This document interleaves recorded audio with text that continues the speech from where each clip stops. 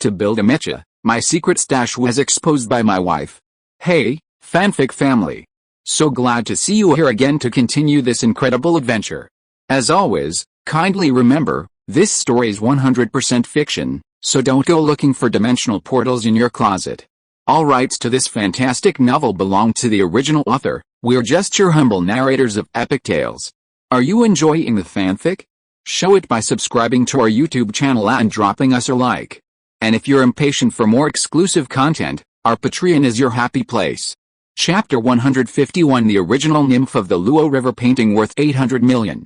After the introduction, Gao Luofei said apologetically to Suzette, "Honey, you know, when brother's son first said the wood carving inside the glass was made of agarwood, not ordinary wood, I thought you were secretly hiding some money from me. Later, viewers in the live stream reminded me that it might be a promotion by Yaoli Glass.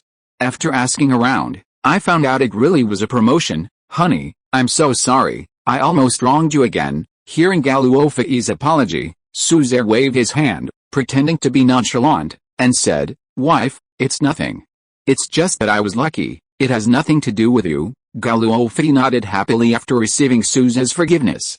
Standing beside Suzette and Gao Luofei, Wang Huan, who knew the real story, couldn't help but twitch his lips after hearing their conversation. It wasn't just good luck on Suzette's part, it was clearly intentional. Although he thought this to himself, Wang Huan knew that to be on good terms with the company chairman and the big boss behind the scenes, and to have Suzette fabricate such an event, one could only imagine how mysterious and unpredictable Suzette's methods were. Wang Huan was confident that if he revealed the truth now, Wang Huan would be out of a job within a minute, losing his current well-paid and comfortable position. Therefore, Wang Huan selectively pretended not to hear it. And frankly, Wang Huan now genuinely admired Suzette. After all, not everyone could act like Suzette in such a dangerous situation. Indeed, successful people are different from others. Mr. Su, Ms. Gao, it's like this. Our Yaoli company is considering the considerable financial loss Mr. Su incurred while rescuing dozens of lives on the school bus. Therefore, after careful consideration, the company has decided that Yaoli will replace your one-way window with one of the same size free of charge. This one-way window contains a replica of our national treasure, the painting nymph of the Luo River. We hope Mr. Su and Ms. Go will be satisfied. After Wang Huan finished speaking, he asked Suzette and Gao Luofei to come to the truck and examine the painting embedded in the window. Hearing Wang Huan's explanation, Suzette and Gao Luofei understood his purpose for coming. Compared to Gao Luofei, Suzette already knew. Looking at the one-way window in the truck containing the painting, he realized that the painting inside was not a replica of Nymph of the Luo River at all. That was just Song Zhou's claim. In fact, the one-way window contained the original Nymph of the Luo River, which Suzette had someone purchase from abroad a year ago. When the original Nymph of the Luo River painting first appeared, the scene was incredibly lively. In the end, Suzette spent nearly 800 million yuan on the painting. After the auction, Suzette arranged for someone to preserve it. Song Zhou repeatedly invited Suzette to appreciate it together, but Suzette always declined due to time constraints caused by developing various technological products. Today, with the painting appearing before Suzette in this way, Suzette understood that Song Zhou intended to keep the painting in his home for him to enjoy. After all, with the painting at home, Suzette couldn't possibly say he didn't have time to look at it. As for whether this would have any negative impact on the painting, Suzette was very confident. Song Zhou was also a lover of painting. In fact, appreciating the works of ancient masters was one of his few hobbies. Someone who loved painting so much wouldn't do this unless he was absolutely certain of its preservation. After understanding Wang Huan's purpose, Gao Luofei quickly waved her hand and said, "Mr. Wang, you and your company are too kind.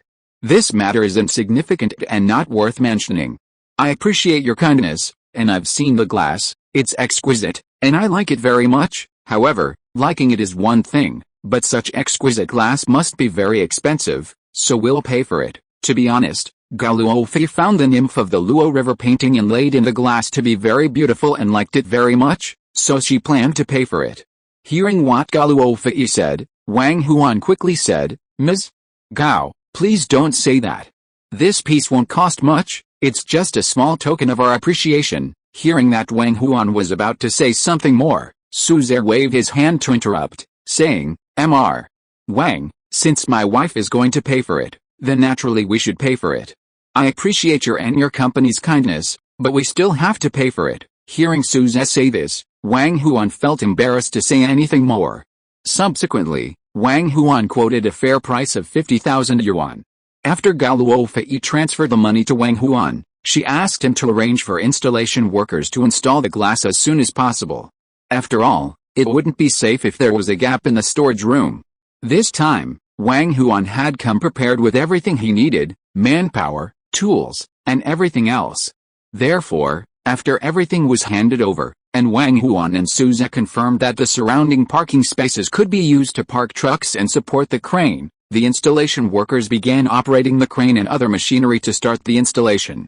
However, just as the installation was proceeding smoothly, a voice suddenly broke the conversation between SUSE and Gao Luofei, who were talking with Wang Huan. "What are you doing? Why are you occupying my parking space? Did you tell me? Which organization do you work for? Don't you have any public decency?" Chapter 152. The parking space SUSE bought became someone else's. The speaker was a short, plump woman, around 50 years old. She had short, tousled hair and wore a floral plaid shirt and loose black casual pants. Seeing SUSE and his companions' attire, she knew they were the leaders. The woman walked directly up to them, and before SUSE could say anything, she launched into a tirade. "You're in charge, right? This is my parking space. Why are you occupying my space without my permission?" Her attitude was extremely arrogant, as if the 4 parking spaces occupied by the crane were hers.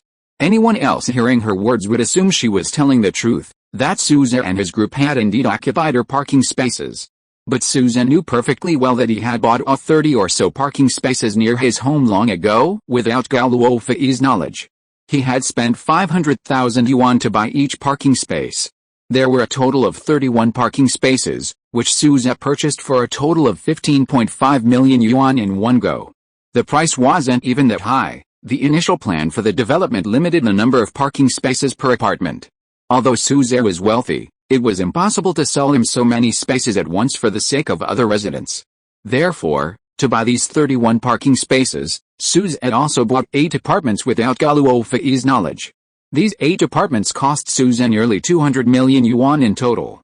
However, after purchasing them, SUSE simply entrusted the properties to Songzhou and never visited them. He wasn't entirely sure what the current situation was with these 8 apartments. SUSE did this for 2 reasons. First, money sitting idle would depreciate, so it was better to convert it into assets that could generate income. Second, he wanted to prevent haphazardly parked cars from affecting their lives. However, since SUSE didn't need that many cars and found the residents in the community to be of good character and the neighbors to have harmonious relationships, he entrusted the parking spaces to the property management company. Normally, SUSE wouldn't bother with temporary parking as long as it didn't disrupt his life. But now, it was a different story. The parking space SUSE had bought was being claimed as hers by this older woman, which made SUSE quite unhappy.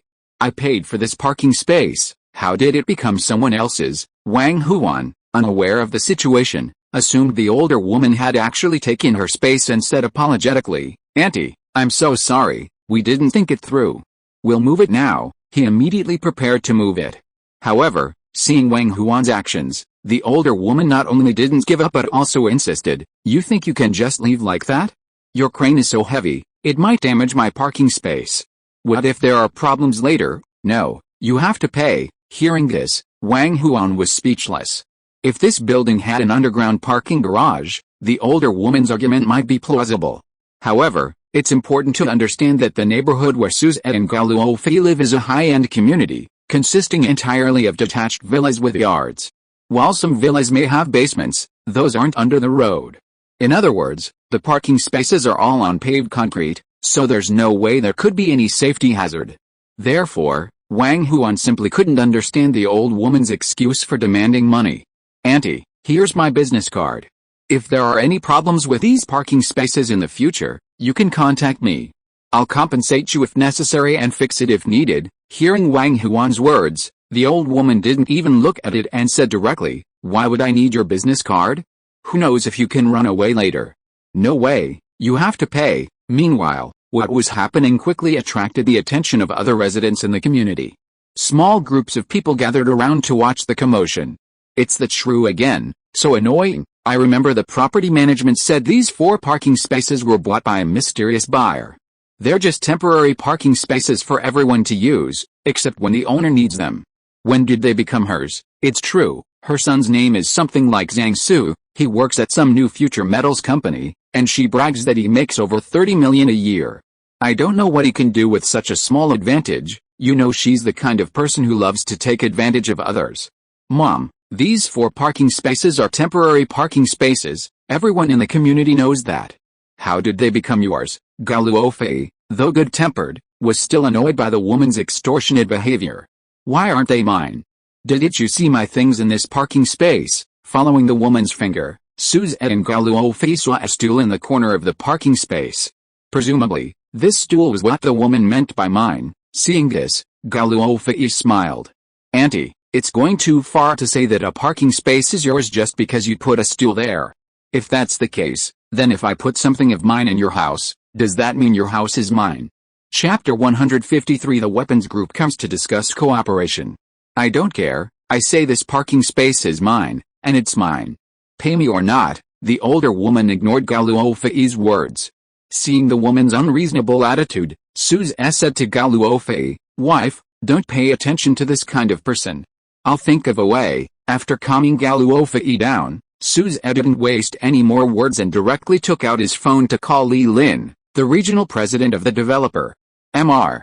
Li, I want to ask when these 4 parking spaces, 113 to 116, were sold to someone else. Although it had been half a year since he last contacted Suzette, Li Lin still hadn't forgotten him.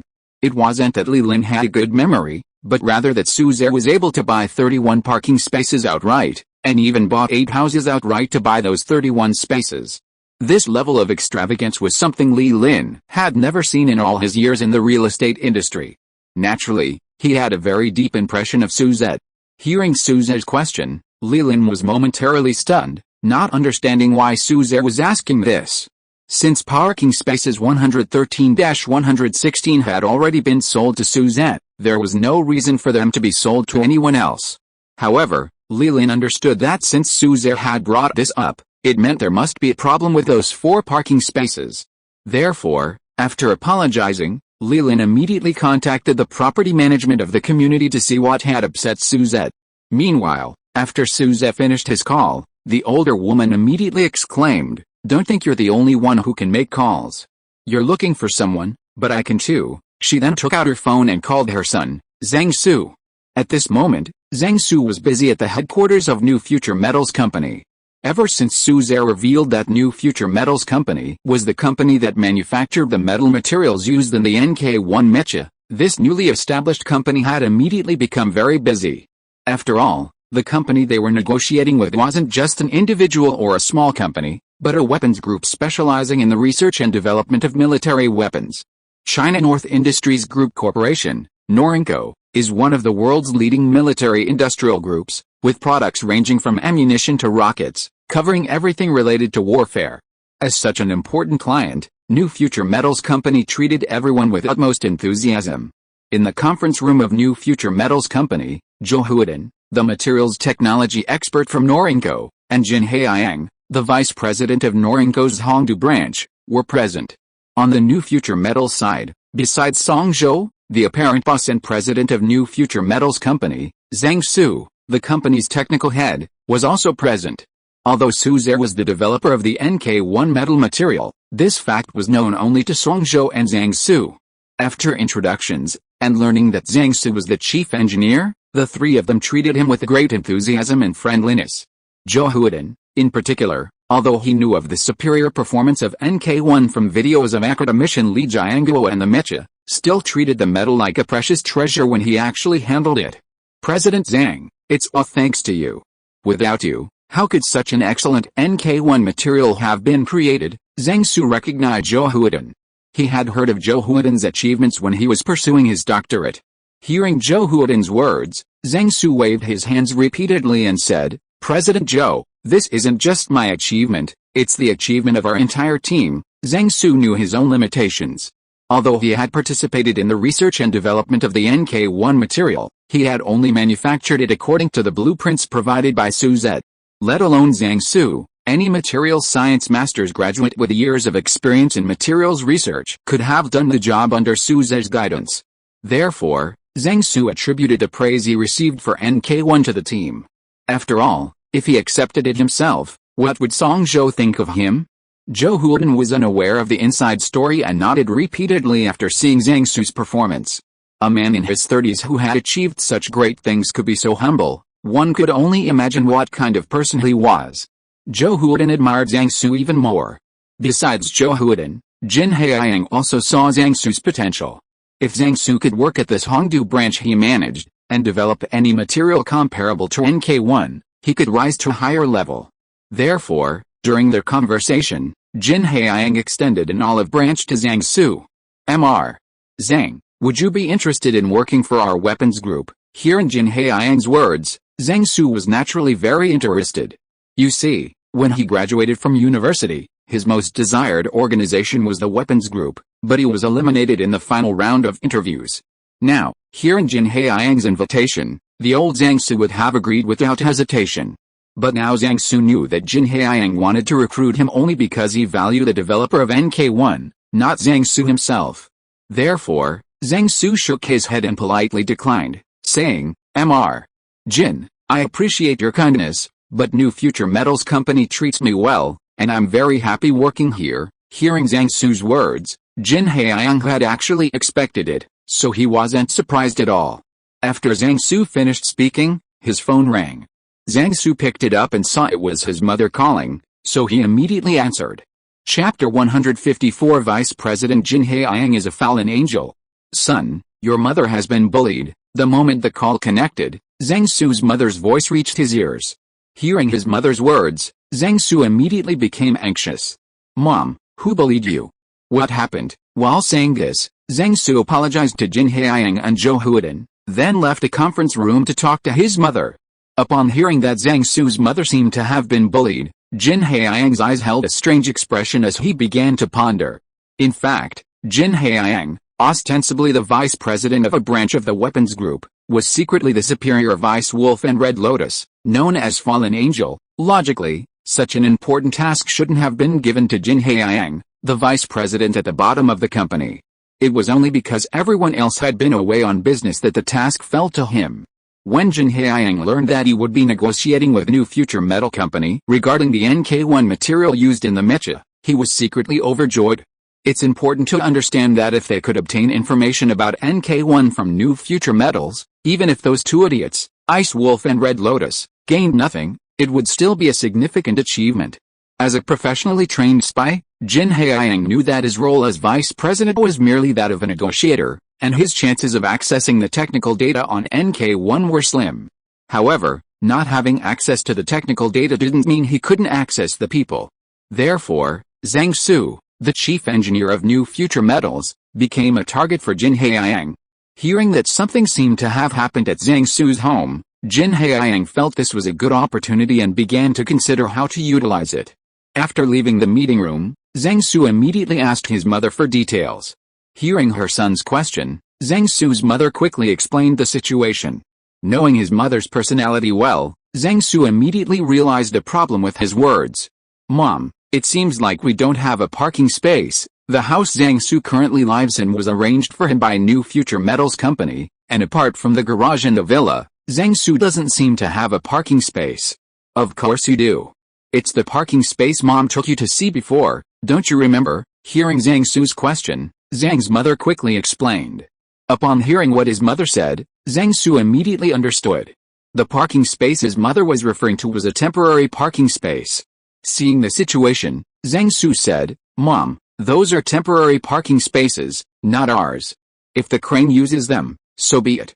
How is that bullying you? Hearing this, Zhang's mother immediately retorted, how can they not be ours? Your mother is using our things to reserve them. Since there are our things there, those parking spaces belong to us. Don't forget, your uncles are coming today. With so many people, they'll probably bring 4 or 5 cars. Our garage can't possibly hold that many cars. So, that's why I did it. Hearing his mother's words, Zhang Su said helplessly, Mom, then why did you ask them for money? I was just trying to make an example of them.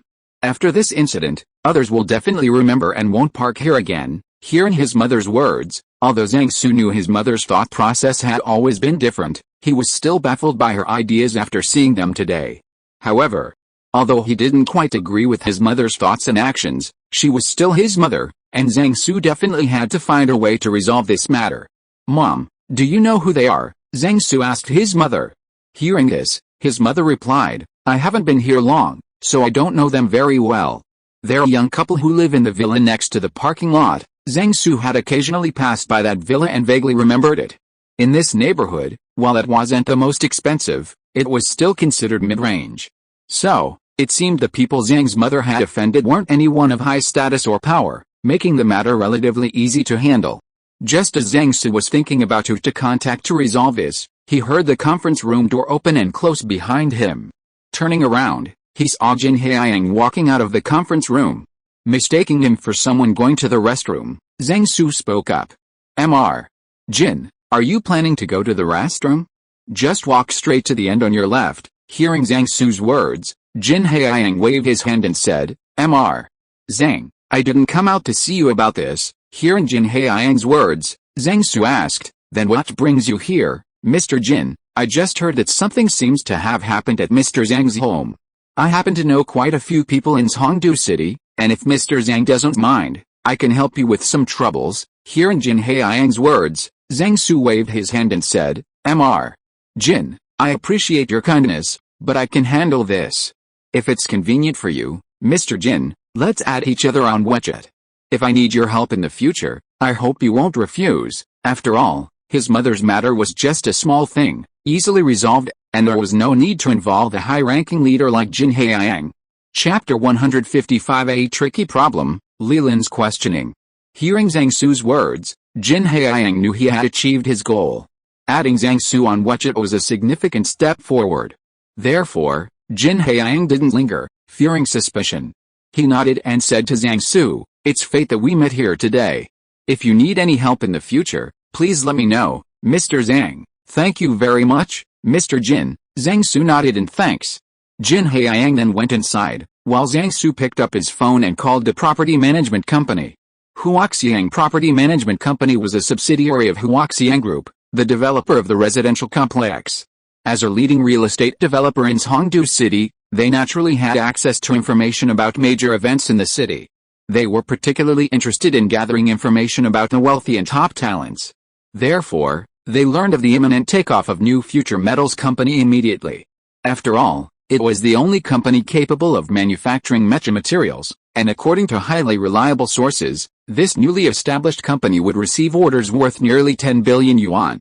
Given the terrifying profit margins of high-tech materials, which can reach 100%, although cooperation with the weapons group will definitely compress profits, maintaining a 50% profit margin is absolutely no problem. This means that New Future Metals will be a company with profits approaching 5 billion, a level of profitability far exceeding that of Huaxiang Group, a real estate company with annual sales of tens of billions. Naturally, it's important to cultivate good relationships with the senior management of New Future Metals, as they might prove useful in the future. Therefore, upon learning that Zhang Su, the chief engineer of New Future Metals and also the developer of mecha materials, lived in a high-end residential complex called Jinlan under the Huaxiang Group, they immediately notified the property management of the complex. "Let me tell you, there's a big shot in our complex now, named Zhang Su. When you see him, be careful and show him utmost respect. If I find out anyone has offended him, don't blame me for not giving you face." At this moment, the property management of Su's residential complex convened a brief meeting with their staff. As the property manager of Jinlan Residential Complex, Wang Chaoyu pointed to Zhang Su's portrait on the screen and emphasized this to the cleaning staff, security guards, and other property management personnel. Wang Chaoyu emphasized this every time an important person moved into the complex, so these people were already used to it. Some with poor memories took out their phones and snapped a picture of Zhang Su on the screen. "Manager, don't worry, I understand, manager, I guarantee I'll complete the task." Seeing that everyone understood, Wang Chaoyu opened the next photo, this time showing Suza and Gao Luofei. Compared to Zhang Su's high-definition photo, this one was rather casual. Although Suza's appearance was still clearly visible, it was clearly not as carefully considered as before. Please pay attention to the man standing next to Gao Luofei. His name is Suzanne. He just saved a carload of children's lives today. The company highly values good deeds like this, so please be polite to him when you see him. That's my introduction. Does anyone have any questions? Just as Wang Chaoyu finished speaking and was asking the crowd, a security guard who had arrived last, looking nervous, slowly raised his hand. Seeing the guard's raised hand, Wang Chaoyu pointed at him and asked, "If you have any questions, just say them." Hearing Wang Chaoyu's words, the security guard seemed to be a somewhat shy person. In front of everyone, he spoke nervously and haltingly, saying, "Manager, it's like this. If Zhang Su's mother gets into conflict with Suzanne, how should it be resolved? Tell me, what happened?" Hearing Wang Chaoyu's question, the security guard recounted the whole story. One side of the conflict was Suzanne and Gao Luofei, and the other side was Zhang Su's mother. Judging from the attitude of Huaxiang Group's leadership, Wang Chaoyu knew that Zhang Su was naturally more important in the group's eyes. However, the problem lay in the fact that Zhang Su's mother had no grounds for complaint. The entire incident was her fault, while Suzanne's side was completely innocent. If he directly sided with Zhang Su's mother, explaining the situation to Suzanne and other property owners would be difficult. But if he acted according to the facts, he would offend Zhang Su's mother, which would also offend Zhang Su. This problem was extremely thorny for Wang Chaoyu, and he didn't know how to handle it. Just as Wang Chaoyu was pondering the best course of action, his phone rang. Picking it up, he saw it was Lilin from Huaxiang Group calling, a leader Wang Chaoyu rarely encountered. Therefore, Wang Chaoyu immediately picked up his phone and answered the call. "Hello, Mr. Li, what's the matter?" As soon as Wang Chaoyu finished speaking, Lilin immediately asked him in a very stern tone, "Wang Chaoyu, what exactly happened to parking spaces 113 to 116? Aren't these temporary parking spaces?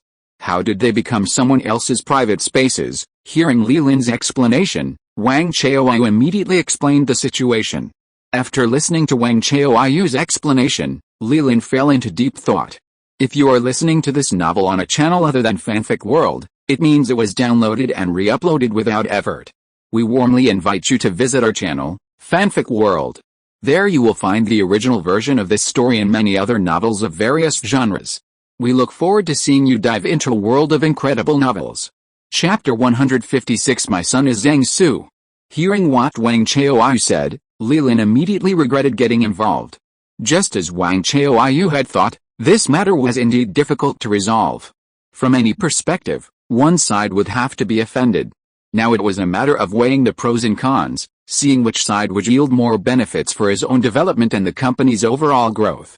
After hearing Lilin remain silent on the other end of the phone, Wang Chaoyu understood that Lilin was currently troubled by this matter. He chose to remain silent, hoping Lilin wouldn't come to him with a problem. However, what Wang Chaoyu feared most came to pass. This matter was so thorny that Lilin, as the leader, was finding it difficult to decide. Why not just pass it on to Wang Chaoyu, his subordinate? If Wang Chaoyu resolved it smoothly, then as the leader who cared about the matter, he would naturally receive credit. If Wang Chaoyu made a mess of it, then Lilin could say that it was Wang Chaoyu's idea and he was unaware of it. Manager Wang, since this matter occurred within the community under your jurisdiction, as a leader of the group, I fully recognize your abilities. You will handle this matter, I will not interfere. However, having risen through the ranks from security guard to his current position, Wang Chaoyu wasn't stupid. He had finally managed to deflect such a difficult situation. Why would he let it fall on his shoulders again? Therefore, after Lilin finished speaking, Wang Chaoyu flattered him, saying, "President Li, I am deeply ashamed of your recognition. I dare not accept it. As you know, Mr. Zhang Su is highly valued by the group. Any matter concerning Mr. Zhang Su must be reported to the group for a decision by the leadership. Please provide your guidance on this matter." Hearing Wang Chaoyu's words, Lilin knew they were true. Now, he couldn't refuse any longer. If Wang Chaoyu messed things up and was held responsible, he certainly wouldn't escape unscathed. Lilin suppressed the urge to slap himself while mentally weighing how to handle the situation. While Wang Chaoyu waited for Lilin to provide a solution, the two lost track of time. After much deliberation, Lilin finally made his choice. Since offending both sides was inevitable, it was better to offend Suzanne and Gao Luofei. Although Suzanne was wealthy and powerful, with an unfathomable background, capable of creating such powerful mechas, and his wife was the famous actress Gao Luofei, who was rumored to be receiving an award for bravery soon. In other situations, Su Ze would certainly be the priority. But now, Su Ze was facing Zhang Su's mother. Who is Zhang Su? He was the developer of NK1 Metal, the chief engineer of New Future Metals, a unicorn company in the future of new materials. Although Zhang Su's official annual salary was only around 10 million, with the development of such a material and the company's annual profits of billions, Zhang Su's private share of profits was undoubtedly substantial. Besides being wealthy, it was rumored that many prestigious universities were planning to invite Zhang Su to serve as honorary deans or honorary presidents because of his work on NK1. There were even rumors that Zhang Su might be awarded national honors. Compared to Su Ze, whose background was unclear, Zhang Su, who was outwardly more important, was obviously far more important. If he could befriend Zhang Su through this matter, it would be beneficial not only to Huaxiang Group but also to Li Lin. Therefore, after weighing the options, Li Lin naturally sided with Zhang Su. Since Li Lin had made this decision, the outcome of the matter was self-evident. Li Lin picked up his phone and said to Wang Chaoyu on the other end, "Manager Wang, you must ensure that Zhang Su's mother is satisfied, while also making Su Ze and Gao Luofei feel comfortable as much as possible." Hearing Li Lin's words, Wang Chaoyu naturally understood what Li Lin meant. Since the leader had already given instructions on how to resolve the matter, what did Wang Chaoyu need to worry about?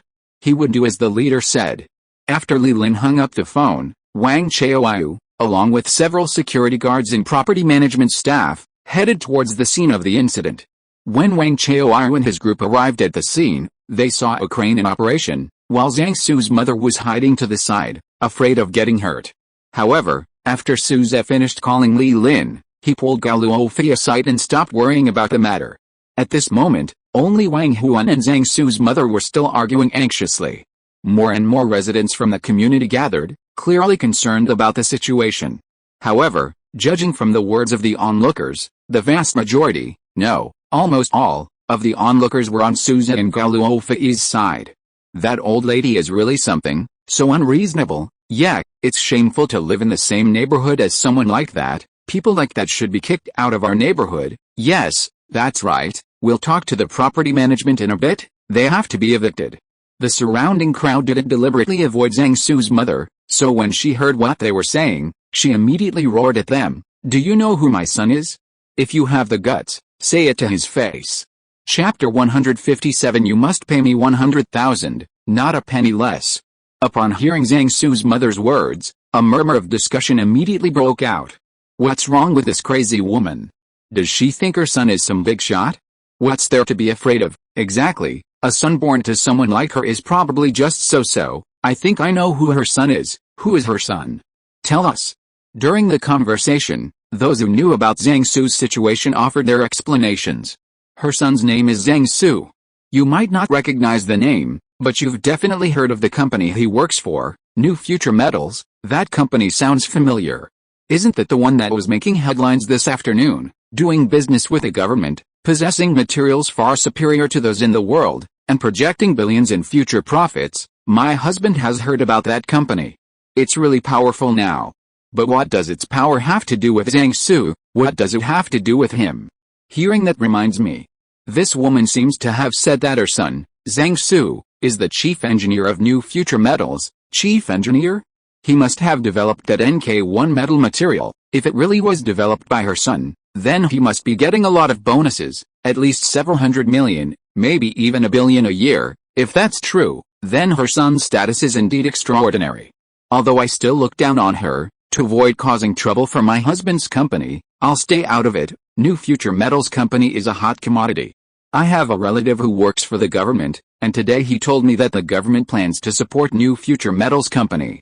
This means your company has a bright future. It will definitely surpass my son's company in the future. Don't let us ruin the future of our family company. Everyone present was wealthy, many even second or third generation rich. Having been in business for so long, they naturally understood the principle that having more friends is better than having more enemies. If you know that an enemy has unlimited potential and still oppose them, you're either foolish or stupid. You're simply throwing money away. Therefore, the previously heated discussion about Zhang Su and his mother suddenly quieted down. and no one mentioned kicking Zhang Su's family out of the community anymore. Although there were still occasional whispers, they were just watching the show, waiting to see how this matter would be handled. However, in their hearts, they still felt that even if the other party was Zhang Su's mother, the facts were clear. Zhang Su's mother was being unreasonable, and this matter would most likely be resolved peacefully. Zhang Su's mother didn't know much about her son's job, only that he was doing well in working as the chief engineer at New Future Metals Company. That was all. Now, she heard rumors that her son received hundreds of millions, even billions, in bonuses every year. Zhang Su's mother didn't care if it was true or not, she treated it as fact. At that moment, her eyes gleamed, and she imagined a mountain of red banknotes piled up before her. $1 billion. That's a lot of money. It must be as high as a rockery. Thinking about how wealthy her family was, Zhang Su's mother felt even more confident, and her argument with Wang Huan grew louder. Pay up. We have to pay up today. Just as Zhang Su's mother was shouting about paying up, Wang Chaoyu quickly walked in. Everyone was familiar with Wang Chaoyu, and seeing him arrive, they knew the matter should be over. Wang Chaoyu approached from the direction of Suzette and Gao Luofei. Compared to Zhang Su's mother, Suzette, Gao Luofei, and Wang Huan were much closer to her. However, Wang Chaoyu ignored Suzette and Gao Luofei, let alone Wang Huan, and immediately went to Zhang Su's mother, asking her with feigned concern. You must be Zhang Su's mother. I'm the manager of Huaxiang Property Management. My name is Wang Chaoyu. I'm so sorry we're late. Initially, upon hearing that the property manager had arrived, Zhang Su's mother knew she was in the wrong and was somewhat timid.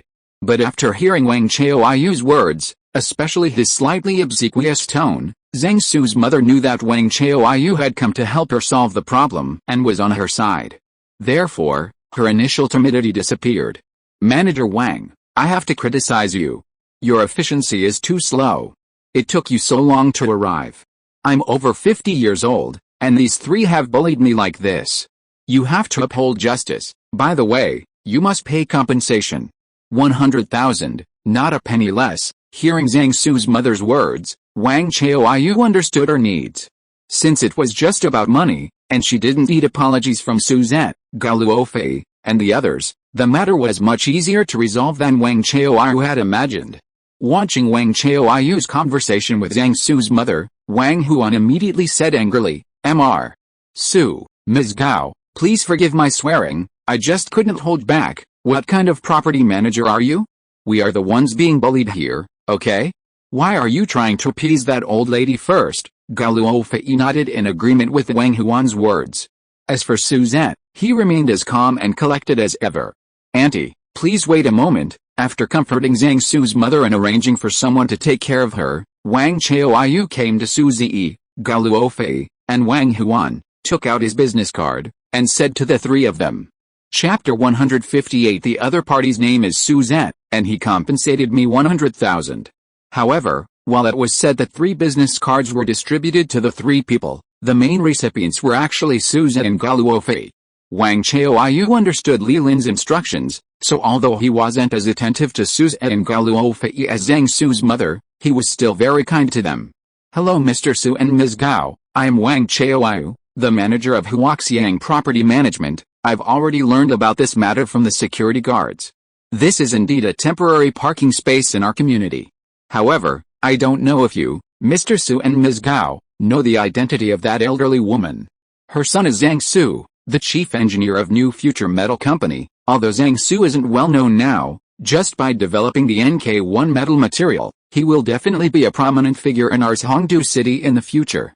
It's not worth making enemies with Zhang Su over such a small matter. I just asked Zhang Su's mother what she wanted. She only wants 100,000 yuan. I also know that neither of them bears any responsibility in this matter, so Huaxiang Property Management will cover the 100,000 yuan. You two only need to give 100,000 yuan to Zhang Su's mother. After you give the money, Huaxiang Property Management will transfer 150,000 yuan to you both. 50,000 yuan of that is a small token of our company's appreciation. We hope you won't find it offensive. Wang Chaoyu felt there was nothing wrong with this solution. This solution would satisfy Zhang Su's mother, and both Suzette and Gao Luofei would easily receive their 50,000 yuan reward. This 50,000 yuan was 5 months' salary for Wang Chaoyu, enough to demonstrate his sincerity. Therefore, Wang Chaoyu felt that Suzette and Gao Luofei would definitely accept this solution, and the matter could be considered closed. Seeing that Suzette didn't move, Wang Chaoyu reminded him, Mr. Su, could you step in? That way, we can resolve this matter quickly. Hearing Wang Chaoyu's words, Gao Luofei angrily said, 50,000 yuan.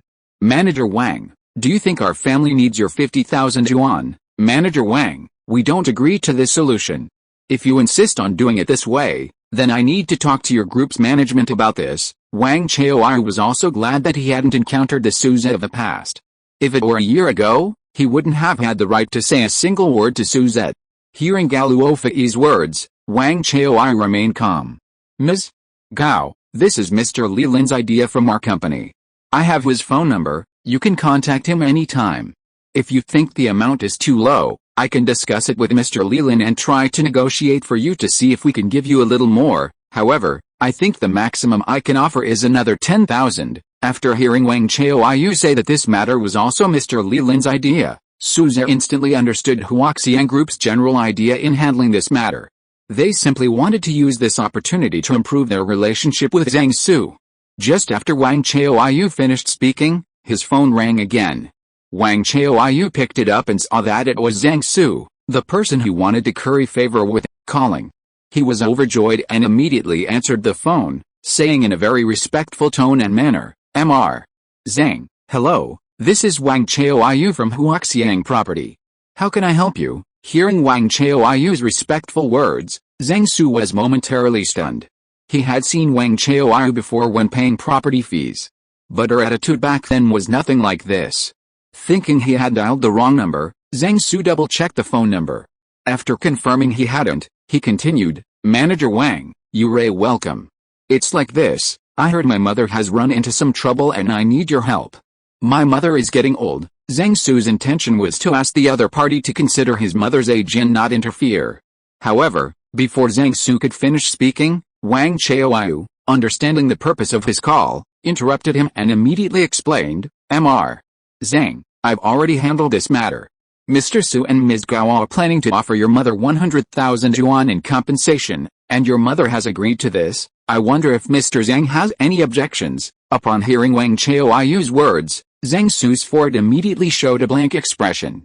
Was this for real? This was clearly his mother's responsibility, so how did the other party end up paying money? Manager Wang, are you sure I'm going to pay my mother 100,000 yuan in compensation? Hearing Zhang Su's words, Wang Chaoyu answered confidently, yes, Manager Zhang, the other party has deeply realized their mistake. Well, 100,000 yuan is indeed a bit too little.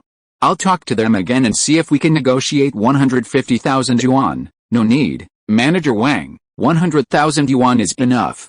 Thanks to Manager Wang for helping resolve this matter. How about this, I'll treat Manager Wang to dinner sometime. Hearing Wang Chaoyu's words, Zhang Su said. As for the 100,000 yuan, since the other party wanted to give it, Zhang Su naturally accepted it. Why refuse free money? Zhang Su's words filled Wang Chaoyu with immense joy. Then, amidst their greetings, the call ended. After ending the call, Zhang Su saw Song Zhou walk out of the conference room.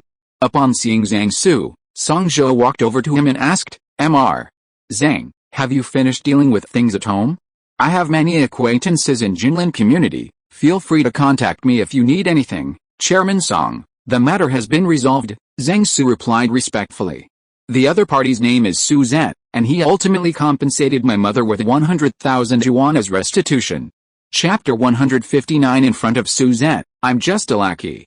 Zhang Su understood that without Song Zhou and the true developer of the NK1 material he had never met, he wouldn't have achieved his current success. Therefore, Zhang Su treated Song Zhou with utmost respect. Hearing Song Zhou's question, Zhang Su answered respectfully. Upon hearing Zhang Su's words, Song Zhou's previously gentle expression froze, and he asked Zhang Su, Suzette, that's Suzette, is it the Suzette from Jinlin residential area? Hearing Song Zhou's three crucial questions and the serious expression on Song Zhou's face, Zhang Su's initial good mood, which had been relieved by the resolution of the matter, vanished.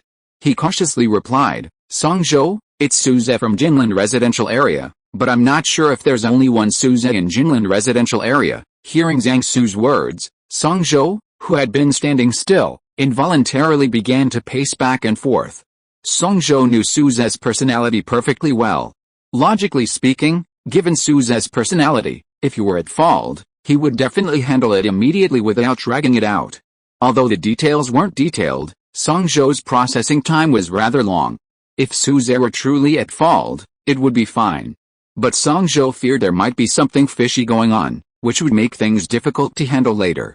Therefore, Song Zhou asked Zhang Su, "President Zhang, please tell me the details of the matter in detail." Hearing Song Zhou's tone, Zhang Su realized that Suze's identity seemed somewhat unusual. Zhang Su became even more flustered, his body swaying slightly and involuntarily. Although his speech was not fluent, he quickly told Song Zhou the whole story. "Chairman Song, actually, my mother was at fault in this matter, but as for why Suze is compensating my mother, I'm not entirely sure. It's just what Manager Wang from the property management told me." After understanding the whole story, Song Zhou was instantly furious. "I'm not quite sure. Is there even a question? This money definitely came from that Manager Wang guy. He's just giving it to you in Suze's name." Hearing Song Zhou's words, Zhang Su nervously said, "Chairman Song, Manager Wang has no reason to do this. After all, I didn't know him before, he certainly didn't have to do this before, but don't forget, New Future Metals Company is different now. I believe you understand the future of our company. As the company's chief engineer, they don't know that NK1 wasn't developed by you. They're doing this to curry favor with you, Mr. Zhang. I can tell you this, don't even mention this small property manager, even the developer of your community, the chairman of Huaxiang Group, a leading enterprise in Hongdu City, is now trying every means to curry favor with you." Song Zhou spoke these words with excitement, but in a low voice, only the two of them could hear. After all, the NK1 matter was of great importance and couldn't be taken lightly. Hearing Song Zhou's words, Zhang Su belatedly realized. So, in other people's eyes, he was already this important? Just to curry favor with him, they gave him 100,000 yuan. Upon learning this, Zhang Su felt a strange, inexplicable feeling well up inside him. He felt lightheaded, his legs weak, and a sense of unreality washed over him. However, he was immediately filled with anxiety. After all, the basis for all this flattery was that everyone mistakenly believed him to be the developer of the NK1. If this identity were exposed, then all of this would vanish like smoke. Zhang Su glanced at Song Zhou and saw him looking at him, then immediately said, "Chairman Song, I know in my heart that all of this is thanks to you. Rest assured, I know my place. From what I've heard from you, Chairman Song, Mr. Suze is probably your friend. Since this was Wang Chaoyu's own doing, don't worry, I'll go apologize to Mr. Su right now." Hearing Zhang Su's words, Song Zhou said earnestly, "Old Zhang, although we haven't known each other for long, I know your character. We will definitely not skimp on your treatment, though it may not be much, it won't be little either. These next few days, many people will definitely try to curry favor with you. I don't care how you do it, but I sincerely tell you, you must stay true to yourself and not lose your way. As for Suze's specific identity, I can't tell you, but just know that he is 100 times more important than me. The villa you live in now, and those other buildings under our company's name, all belong to Suzette." Song Zhou's words struck Zhang Su's heart like a hammer. In Zhang Su's mind, Song Zhou was a powerful figure. Zhang Su had once heard the president of New Future Metals Company say that Song Zhou secretly controlled companies across various industries, and New Future Metals Company was merely an insignificant small to medium-sized enterprise. Yet, Song Zhou, with his immense wealth and unfathomable background, claimed that Suze was 100 times more important than himself. This spoke volumes about Suze's true character. Thinking of this, Zhang Su recalled the solution Wang Chaoyu had suggested. The thought of unknowingly antagonizing someone like Suze made sweat bead on Zhang Su's forehead. "Chairman Song, I need to go back to my apartment complex to handle this. I'll take my leave now." Hearing Zhang Su's words, Song Zhou nodded and said, "I'll go with you. Let Lao Yan handle this." Suze was in trouble, and it involved Zhang Su. Now that he knew about this, Song Zhou couldn't sit still. Chapter 160 Mr. Su, I apologize to you on behalf of my mother. President Zhou, President Jin, I'm sorry, Chairman Song and President Zhang have had to leave temporarily. I'll be accompanying you for the rest of the time. Yanfu, President of New Future Metals Company, said to Zhou Huidan and Jin Haiyang in the conference room after receiving a message from Song Zhou. Upon hearing Yan Fu's words, Jin Haiyang chuckled and said, since Chairman Song and President Zhang have had to attend to something, they should focus on their urgent matters. We're fine here. Mr. Su, Ms. Gao, I've already told you, our group shares this idea. This way, neither of you will suffer any losses. Wouldn't it be better to resolve this amicably? Wang Chaoyu, knowing full well that Suze and Gao Luofei disagreed with the suggestion, still earnestly tried to persuade them. Old Su, I understand. I'm on my way to the residential area with Zhang Su. Hearing his phone ring, Suze picked it up and saw the message from Song Zhou. He had no interest in arguing with Wang Chaoyu any further. Seeing Wang Chaoyu's attitude, Wang Huan, knowing Suze's extraordinary status, went directly to Wang Chaoyu and argued with him. What kind of property manager are you? The facts about this parking space are very clear.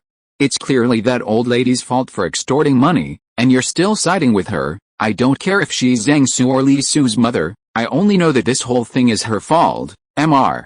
Su and Ms. Gao are just good-natured and don't want to stoop to your level. It doesn't mean they were easy to bully. Since Manager Wen can't resolve this, I'll do a good deed and call the police. Hearing Wang Huan's suggestion to call the police, Wang Chaoyu's face immediately darkened. If the police were called, this matter would truly become difficult to handle. Therefore, Wang Chaoyu immediately said to Wang Huan, Sir, you don't seem to be a resident of our community. We don't welcome you. Please cooperate with our work and leave for a moment. As soon as he finished speaking, Wang Chaoyu waved his hand, and 4 security guards appeared in front of Wang Huan, surrounding him and preparing to kick him out. Manager Wang, I'm telling you responsibly, our Yaoli group is qualified to enter this community. You can't just kick us out. Wang Huan remained calm despite the 4 security guards surrounding him, directly confronting Wang Chaoyu. While the scene was chaotic and in disarray, the car carrying Song Zhou and Zhang Su arrived. Excuse me, everyone, please make way. Upon arrival, Song Zhou and Zhang Su got out of the car. Zhang Su walked ahead, clearing a path through the crowd, while Song Zhou followed. Their destination was clear, to reach Suze and the others. None of the onlookers recognized Song Zhou, but many recognized Zhang Su. Upon seeing Zhang Su's anxious appearance, the crowd immediately began to discuss. Look, Zhang Su's here. He's probably here to back up his mother. This is going to be difficult. The main character is here. Suze and Gao Luofei are probably in for a tough time. Sigh, although Suze and Gao Luofei are in the right, the situation is beyond their control. It's a dog-eat-dog world. Who can blame them when their son is so outstanding? Even black can turn white, exactly, but isn't that why people strive for success? My son's here. My precious son's here. I'll teach you a lesson for bullying me. Seeing Zhang Su emerge from the crowd, Zhang Su's mother exclaimed happily. In her view, Zhang Su's hasty arrival was to avenge her. Manager, Mr. Zhang Su is here, so fast. Amidst the discussions, Wang Chaoyu, who was confronting Wang Huan, overheard a security guard's report. Upon learning that Zhang Su, the person involved, had arrived, Wang Chaoyu said in surprise. If the matter had been perfectly resolved, Wang Chaoyu would have been overjoyed to hear that Zhang Su had arrived immediately, as it would have been an opportunity to curry favor. However, he had clearly told Zhang Su on the phone that the matter was resolved, but in reality, it wasn't completely resolved, making his attempt to curry favor with Zhang Su far less effective. Nevertheless, since Zhang Su had arrived, Wang Chaoyu couldn't refuse to greet him. He changed his previous fierce expression towards Wang Huan, his face softening with a hint of flattery and respect as he walked towards Zhang Su. Mr. Zhang, I'm sorry, we didn't handle this matter well enough. It's truly unworthy of you, someone as busy as you, to come in person, but Mr. Zhang, rest assured, I've already spoken with Suzette. Just as Wang Chaoyu was speaking to Zhang Su and reaching out to shake his hands, Zhang Su completely ignored him. Seeing Zhang Su brush past him, Wang Chaoyu assumed Zhang Su was anxious to check on his mother and didn't think much of it. But when Wang Chaoyu turned around and saw the direction Zhang Su had gone, he was dumbfounded. Zhang Su's hurried jog wasn't to check on his mother, but rather to Suze and Gao Luofei. He stopped before them and immediately apologized profusely, saying, Mr. Su, Ms. Gao, I am Zhang Su, the son of the woman who had the altercation with you. I understand the situation now. It was my mother's fault, and I apologize on her behalf. Chapter 161. Oh no, Suzette is the real god. Zhang Su understood that if someone like Song Zhou wasn't short of money, then how could Suzette, whose status was even higher than Song Zhou's, be short of money? Zhang Su couldn't come up with a compensation that would satisfy Suzette, even if he sold everything he owned. And the compensation Zhang Su could afford, Suzette wouldn't care about. Therefore, Zhang Su didn't mention compensation in his apology. Wang Chaoyu heard Zhang Su's apology clearly. Although he didn't understand why Zhang Su did this, hearing Zhang Su's humble and respectful tone, Wang Chaoyu had a bad feeling. Wasn't he doing this to curry favor with Zhang Su, this future big shot? If Suzette was a big shot that even Zhang Su had to fawn over, then it meant that his flattery had backfired. Among the surrounding crowd, some companies whose businesses intersected with the new Future Metals company, after learning Zhang Su's mother's identity, had already surrounded her, showering her with praise. Zhang Su's mother, why did Zhang Su go over there? After seeing Zhang Su's behavior, someone asked Zhang Su's mother. Oh, my son probably knows I've been wronged, and he's probably standing up for me. Zhang Su's mother's words immediately drew a wave of flattery from the crowd. Zhang Su's mother, your son is so filial. How did you raise him? Would you mind sharing? I've met many successful people, but very few would rush here so anxiously because their mother is in trouble. Zhang Su's mother, when would be a convenient time to introduce me to your son? My husband's company has a potential business collaboration with him, but why do I feel like Zhang Su is so obsequious to Suzette and Gao Luofei? He seems so respectful. Respectful? That must be a matter of perspective. Who is Zhang Su? How could he possibly be so obsequious to Suzette and Gao Luofei? Just as everyone was flattering Zhang Su's mother, after apologizing to Suzette and Gao Luofei, Zhang Su called out to his mother, Mom, come here. Hearing her son call her, Zhang Su's mother immediately ran over. Before leaving, Zhang Su's mother boasted to the onlookers, did you see my son's methods? He sent me over so quickly, the other party probably knows they were wrong and wants me to apologize. After boasting, Zhang Su's mother, under the watchful eyes of the crowd, happily headed towards her mother's location. Mom, quickly apologized to Mr. Su and Ms. Gao. However, when Zhang Su's mother arrogantly approached Suzette and Gao Luofei, Zhang Su's words made her wonder if she had misheard due to her age. Son, what did you say? Zhang Su's mother asked again. Hearing his mother's question, Zhang Su anxiously went to his mother's side and whispered in her ear, Mom, I told you about our company's boss before, right? Hearing Zhang Su's words, Zhang Su's mother nodded. Mom, the man standing next to me, the one who came with me, is my boss. When my boss found out about this, he told me personally that Suzette is 100 times more important than him. Someone like that is someone your son can't afford to mess with. And Mom, do you know that our villa actually belongs to this Mr. Su? These 4 parking spaces were originally bought by Mr. Su, but he was generous enough to convert them into temporary public parking spaces. Hearing Zhang Su's words, his mother immediately realized the seriousness of the situation. However, remembering what she had overheard from the surrounding crowd about her son, she asked him, Son, aren't you some kind of materials researcher?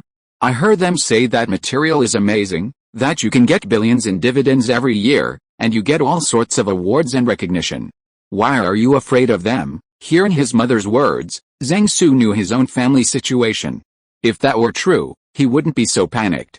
Mom, this matter is a bit complicated, and I can't explain it to you in a short time. Mom, for your son's future, for our family to become rich and powerful, and since you were in the wrong first, please apologize to Mr. Su and Ms. Gao. Otherwise, your son will be fired, and our family will go back to what it was before. Seeing her son's flustered appearance, and thinking about returning to the days of living in a rented room and worrying about money every day, Zhang Su's mother stopped being arrogant.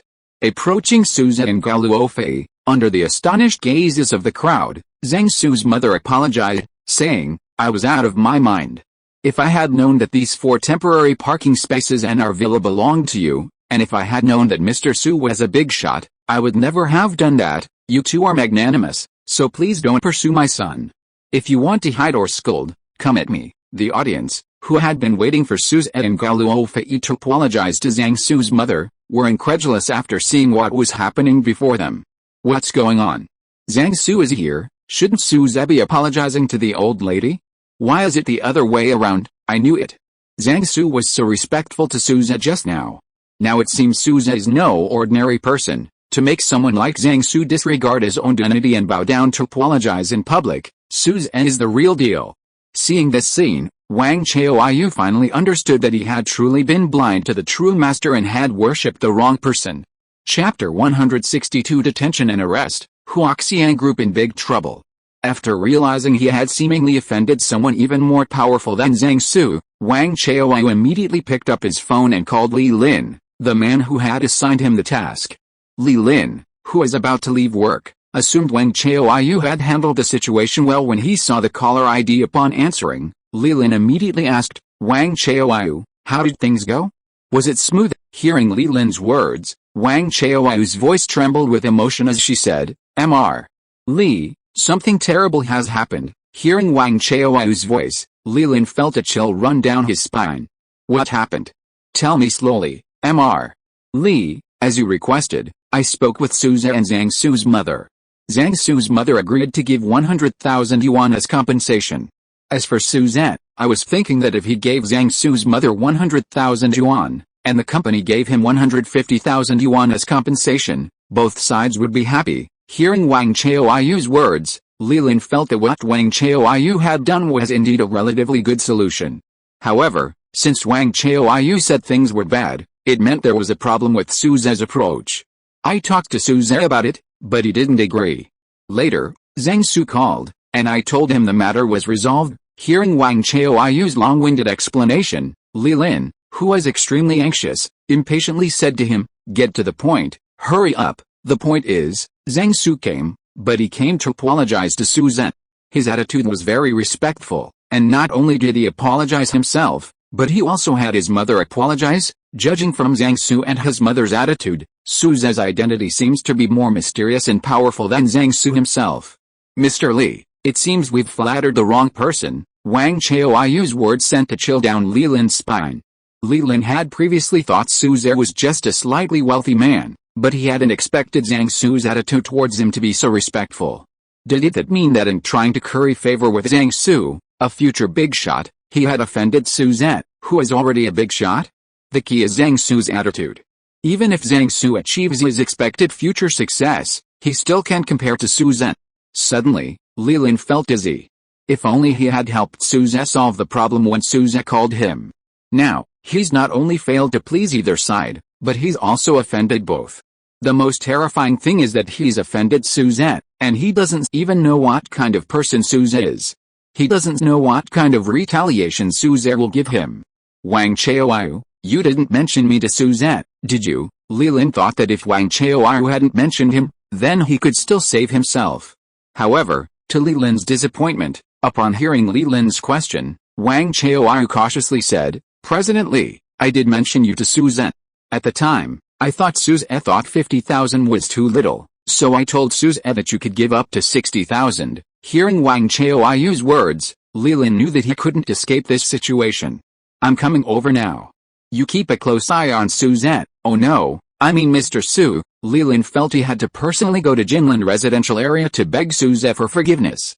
However, just as Li Lin finished speaking and was about to hang up, he heard a voice from Wang Chaoyu's end. Wang Chaoyu, you are suspected of organizing people to cause trouble and embezzling company funds. Come with us. At the same time, an ominous premonition rose in Li Lin's heart. Then there was a knock on his office door. When he opened it, Li Lin saw the person he least wanted to see standing in front of him. Li Lin, according to the relevant evidence we have, you are suspected of bribery and have been temporarily arrested. This is the arrest warrant. If there are no problems, come with me. Hearing the other party's words, Li Lin immediately collapsed to the ground. Not only Li Lin, but Huaxian Group was also facing a big problem at this moment. All the projects that Huaxian Group was testing were being asked by suppliers to pay according to the contract immediately. If they did not pay, they would stop supplying raw materials. You know, it's normal for construction companies to delay payments. Everyone knows that. Huaxian Group initially thought the matter could be resolved with a simple chat, but after calling the supplier, they realized they had offended a very powerful figure. Su's air remained remarkably nonchalant about Zhang Su's mother's apology. After all, Given Su's status, he had no interest in dealing with someone like Zhang Su's mother. It would be a complete waste of time. After his mother finished apologizing, Zhang Su let her go home, while he stayed behind. This dramatic change made those who had previously flattered Zhang Su's mother feel embarrassed. Just moments before, they had been saying how Su's heir would apologize to Zhang Su. They hadn't expected things to end so amicably, but they dared not say anything more. Even though Zhang Su was groveling before Suzette, in their eyes, Zhang Su was still Zhang Su, someone they couldn't afford to offend. Brother Su, sister-in-law, hello, Songzhou greeted Suzette and Gao Luofei. Suzette nodded in response. Songzhou, hello there too. Although Songzhou hadn't visited often, Gao Luofei knew he was her husband's best friend. Hearing Songzhou's greeting, she nodded in response. After greeting Suzette and Gao Luofei, Songzhou began to speak. If you are listening to this novel on a channel other than Fanfic World, it means it was downloaded and re-uploaded without effort. We warmly invite you to visit our channel, Fanfic World. There you will find the original version of this story and many other novels of various genres. We look forward to seeing you dive into a world of incredible novels. Chapter 163 Jin Haiyang, what are you doing here? Brother Su, sister-in-law, I understand the situation now. Zhang Su's mother was wrong, she shouldn't have done that. Besides Zhang Su's mother, it's entirely the fault of that damn Huaxiang group and its property management company. Brother Su, don't worry, I will definitely avenge you. Since they made a mistake, as friendly citizens, we should definitely call the police and resolve it according to the law. Clearly, from Songzhou's words, it was clear that the ordeal of Huaxiang Group, Li Lin, and Wang Chaoai was all Songzhou's doing. Shortly after Songzhou finished speaking, Zhang Su's phone rang. When Zhang Su answered, he heard his mother say excitedly on the other end, "Son, something bad has happened. The police are here to arrest me. They say I've disturbed public order and have a tendency to extort money. Son, please talk to them. I don't want to go to jail." Hearing his mother's words, Zhang Su comforted her, "Mom, don't worry, I'll think of something." Zhang Su had clearly understood the meaning behind Songzhou's words. It was obvious that Songzhou was behind this. The voice coming from the phone receiver was so loud that Songzhou, Suzette, Gao Luofei, and Wang Huan all heard it clearly. Before Zhang Su could speak, Songzhou gently patted Zhang Su's shoulder and said, "Mr. Zhang, it's not as big a deal as your mother is making it out to be. It's just that Wang Chaoai, Li Lin, and Huaxiang Group have run into some trouble. The police are just talking to your mother. Your mother is just cooperating with the investigation. She'll definitely be able to go home tomorrow." Zhang Su understood the meaning behind Songzhou's words. It simply meant that his mother was definitely fine, but going home today was out of the question. Although Zhang Su was somewhat unhappy with Songzhou's handling of the situation, he understood that Songzhou was actually being very lenient with him. His mother's previous actions towards Suzette and Gao Luofei were blatant extortion. Moreover, there were witnesses and physical evidence, making the facts undeniable. Just as Songzhou said, if someone makes a mistake, they should naturally go to the police and resolve it according to the law. Chairman Song, I understand what you mean. Since there's something that requires our cooperation in the investigation, then as citizens, we should naturally cooperate fully. Hearing Zhang Su's words, Songzhou patted his shoulder again without saying anything. Songzhou didn't know what Zhang Su was really thinking, nor did he want to know. Anyway, Songzhou's principle was simple. Anyone who offended Suzette or made Suzette unhappy must pay the price they deserved. Chairman Song, Mr. Su, you two go ahead with your work. I need to go to the police station to deal with my mother's matter. Hearing Zhang Su's words, Songzhou nodded. Seeing that the parties involved had dispersed, the large crowd of onlookers didn't linger any longer and went about their own business. Suzette had witnessed Wang Huan's actions earlier. Suzette quite admired Wang Huan's behavior. Seeing that Wang Huan hadn't moved, Suzette said to him, "Mr. Wang, won't you come in and sit down?" "Mr. Su, please go ahead with your work. I'll arrange the work on site first," Wang Huan replied, flattered by Suzette's invitation.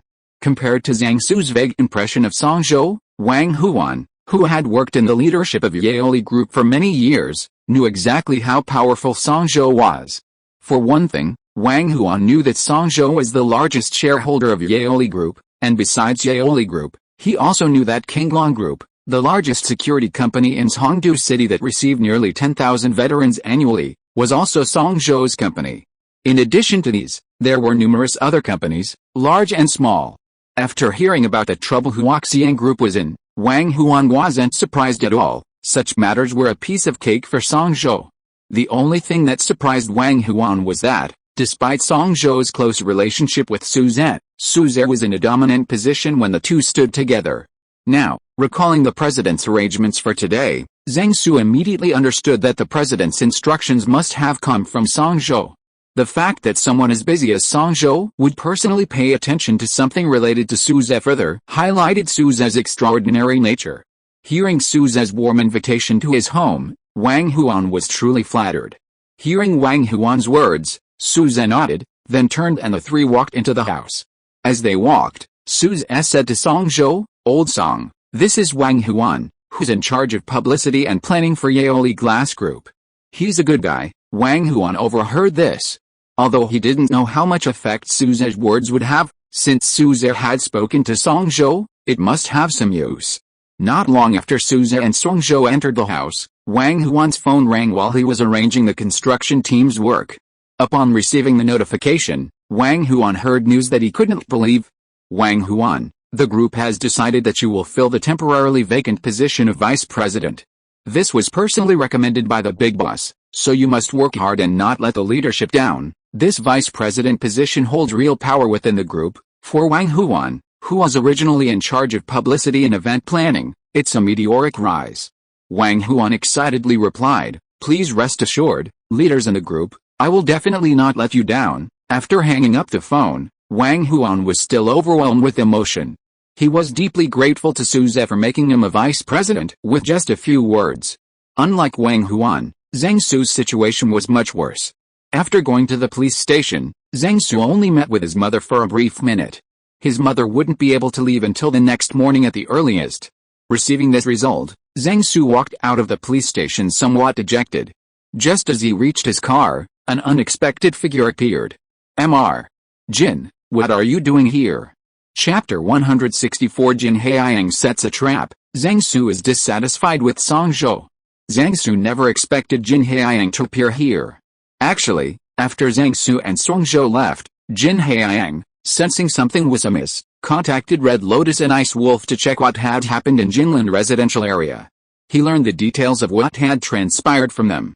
After understanding the situation, Jin Haiyang excused himself from Zhouhuadan after his meeting with Yanfu, citing a family emergency, and waited for Zhang Su in his car. Seeing Zhang Su now made his efforts worthwhile. "Mr.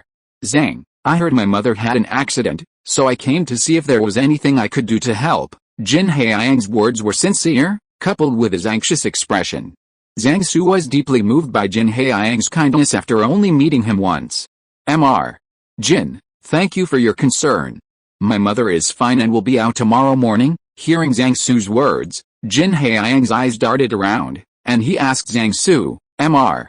Zhang, to be honest, I know people in other areas, but not here." "Mr. Jin, you're too kind. I'm already very happy that you came. If you say something like that, Zhang Su, don't know what to do." Zhang Su quickly waved his hand and said.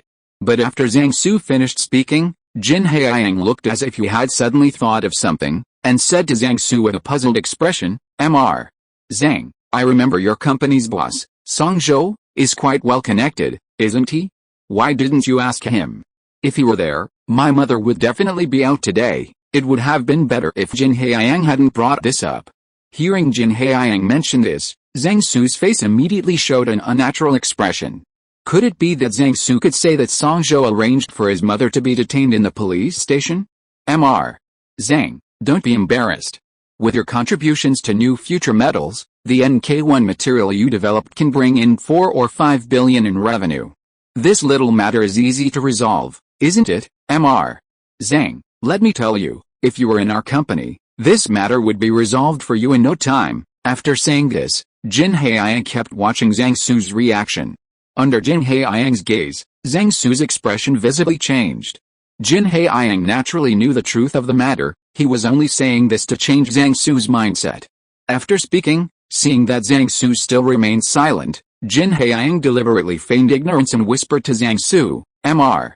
Zhang, did you already speak to Chairman Song about this matter? And Chairman Song didn't help. Seeing that Zhang Su still didn't react, Jin Haiyang intensified his attack, saying, Mr.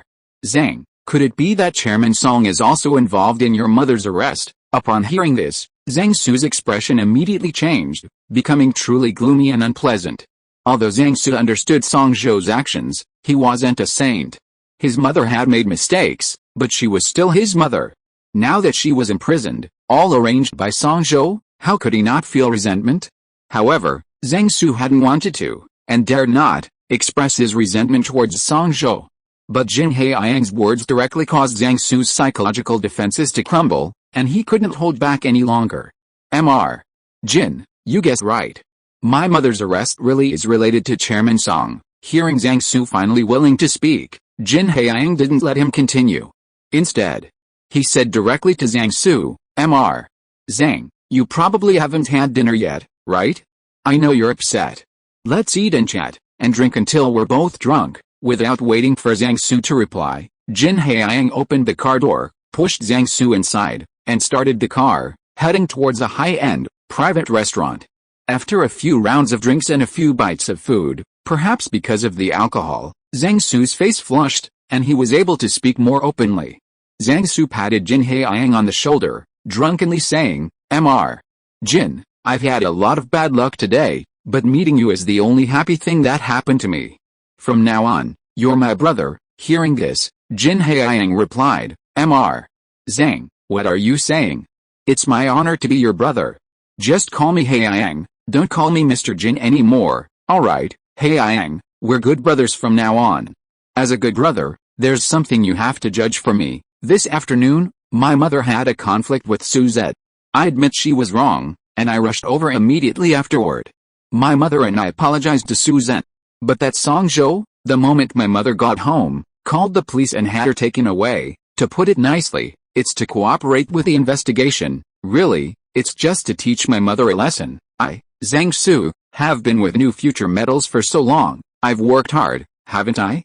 I know my mother was wrong, but she apologized, so why should she suffer like this? To be honest, I'm really disappointed in our company today. Hearing Zhang Su express his disappointment with the New Future Metals, Jin Haiyang was overjoyed. Since Zhang Su was disappointed, didn't that mean he might be able to poach him? Zhang Su, brother, after hearing what you said, I also think that Song Zhou went too far. Brother, you're a great talent, you can shine anywhere. How about this, you come work for our company. Chapter 165 Suze's New Technology. You two brothers chat, I'll go cook for you first. Song Zhou, is there anything you'd like to eat? Hearing Gao Luofei's words, Song Zhou said, Sister-in-law, just make something simple. Brother Zed has always praised your cooking skills to me. Right, Brother Zed. Wife, Song Zhou doesn't have any dietary restrictions, just make some home-cooked food. After Suze finished speaking, Gao Luofei nodded and went to the kitchen to busy herself. After seeing Gao Luofei go to the side, Song Zhou leaned close to Suze and whispered, Old Su, how was it? I've completed the task you asked me to do perfectly, but Old Su, your sister-in-law is such a good person. To be honest, it's a bit unethical of you to hide your secret stash of money. You can't hide this kind of thing forever. I think you should tell your sister-in-law how much money you have. You know, if the secret stash of money is discovered in the future, Suze will have to ask Song Zhou to cover for him. If Song Zhou betrays you, things will be difficult to handle later. Therefore, after Song Zhou finished speaking, Suze started to bluff. Do you know why I hide money from my family? Why? Hearing Suze bring up this topic, Song Zhou immediately became interested. It's because I want to keep things fresh between Fei Fei and me. Think about it, your sister-in-law and I have been married for a year, why can we still maintain a sense of freshness at all times? The secret lies in this. Brother, are you kidding me? What does hiding money have to do with freshness? Hearing Suze's words, Song Zhou looked at Suze with an expression that said, You're joking, aren't you, old Song? We've been brothers for so many years, how could I lie to you? The reason you don't understand is just because you're not married yet. Once you're married, you'll naturally understand everything. Suze put his arm around Song Zhou's shoulder and said earnestly. Really? Song Zhou asked with a questioning look. Of course it's true. This is all based on my experience after getting married. You should learn from this, understand." Just as Songzhou nodded in confusion, Gao Luofei came out of the kitchen with a cup of tea. Seeing Songzhou and Suze talking, she said, "What are you two talking about? Why are you being so secretive?" Hearing Gao Luofei's question, Suze spoke up before Songzhou could. "Honey, Songzhou said he's planning to get married, but he's a little confused. I'm trying to comfort him." Hearing Suze's words, Gao Luofei immediately became interested. "Really? Songzhou, when are you planning to get married? You were so busy when Suze and I got married. You have to tell us when you get married." Songzhou never expected that he had just been in a daze and had actually become someone who was about to get married. Songzhou was about to retort, but feeling a tremendous force on his shoulder, he heard Suze whisper in his ear, "If you give yourself away, we'll have a boxing match at the gym." Suze's words immediately reminded Songzhou of the miserable state he had when he sparred with Suze at the boxing gym before, and he wisely said, "Don't worry, sister-in-law, brother Ze is my best friend. I'll definitely let you know as soon as the date is set." After Gao Luofei left, Songzhou shook off Suze's arm from his shoulder, relieving his sore arm, and said, "Suze, you're going too far. I don't want to go to my grave so soon. How could you decide this for me on your own? I was in a hurry, so I just made up an excuse. Don't mind it, it's not like I'm really making you get married." Suze knew that Songzhou loved to play around, so how could he possibly get married so early? "That's true." Hearing what Suze said, Songzhou nodded and said. However, Songzhou immediately remembered something else and changed the subject, saying, "Old Su, to be honest, you're really not being fair. You developed such an invincible mecha and didn't even tell me. That's too cool. You know I'm a mecha expert. You really went too far this time." Songzhou spoke with an extremely disappointed expression. After so many years of brotherhood, Suze understood Songzhou's thoughts perfectly. Just as Songzhou was about to continue speaking, Suze said, "I'll get you one later." As soon as Suze finished speaking, Songzhou's expression changed immediately, and he said to Suze obsequiously, "I knew brother Su was the best." Seeing Songzhou's disgusting appearance, Suze had a sudden idea and changed the subject, saying to Songzhou, "Old Song, do you remember the thing you asked me to do before?" That thing? Songzhou had asked Suze for help many times, and when Suze suddenly asked this question, Songzhou couldn't remember it for a moment. "You forgot? Like the thing about me developing a groundbreaking surveillance camera for you?" Suze's reminder brought Songzhou back to reality. His eyes lit up, and he said to Suze, "Old Su, you've developed it? Let me see." As mentioned before, among the companies Songzhou helped Suze manage was a security group called Qinglong. Because Qinglong recruited a large number of veterans each year, its current operations couldn't support so many people.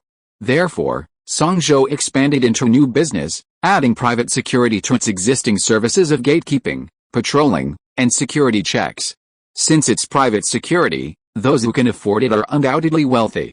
While the profits are higher, protecting their safety is certainly more challenging than other services. Sure enough, a few individuals, due to inexperience, installed cameras that caused problems, leading to unnecessary trouble. Knowing Suze's strong research and development capabilities, Songzhou wanted to see if Suze could develop a groundbreaking camera to improve security. Chapter 166 The Surveillance Camera Sky Eye Songzhou's Surprise.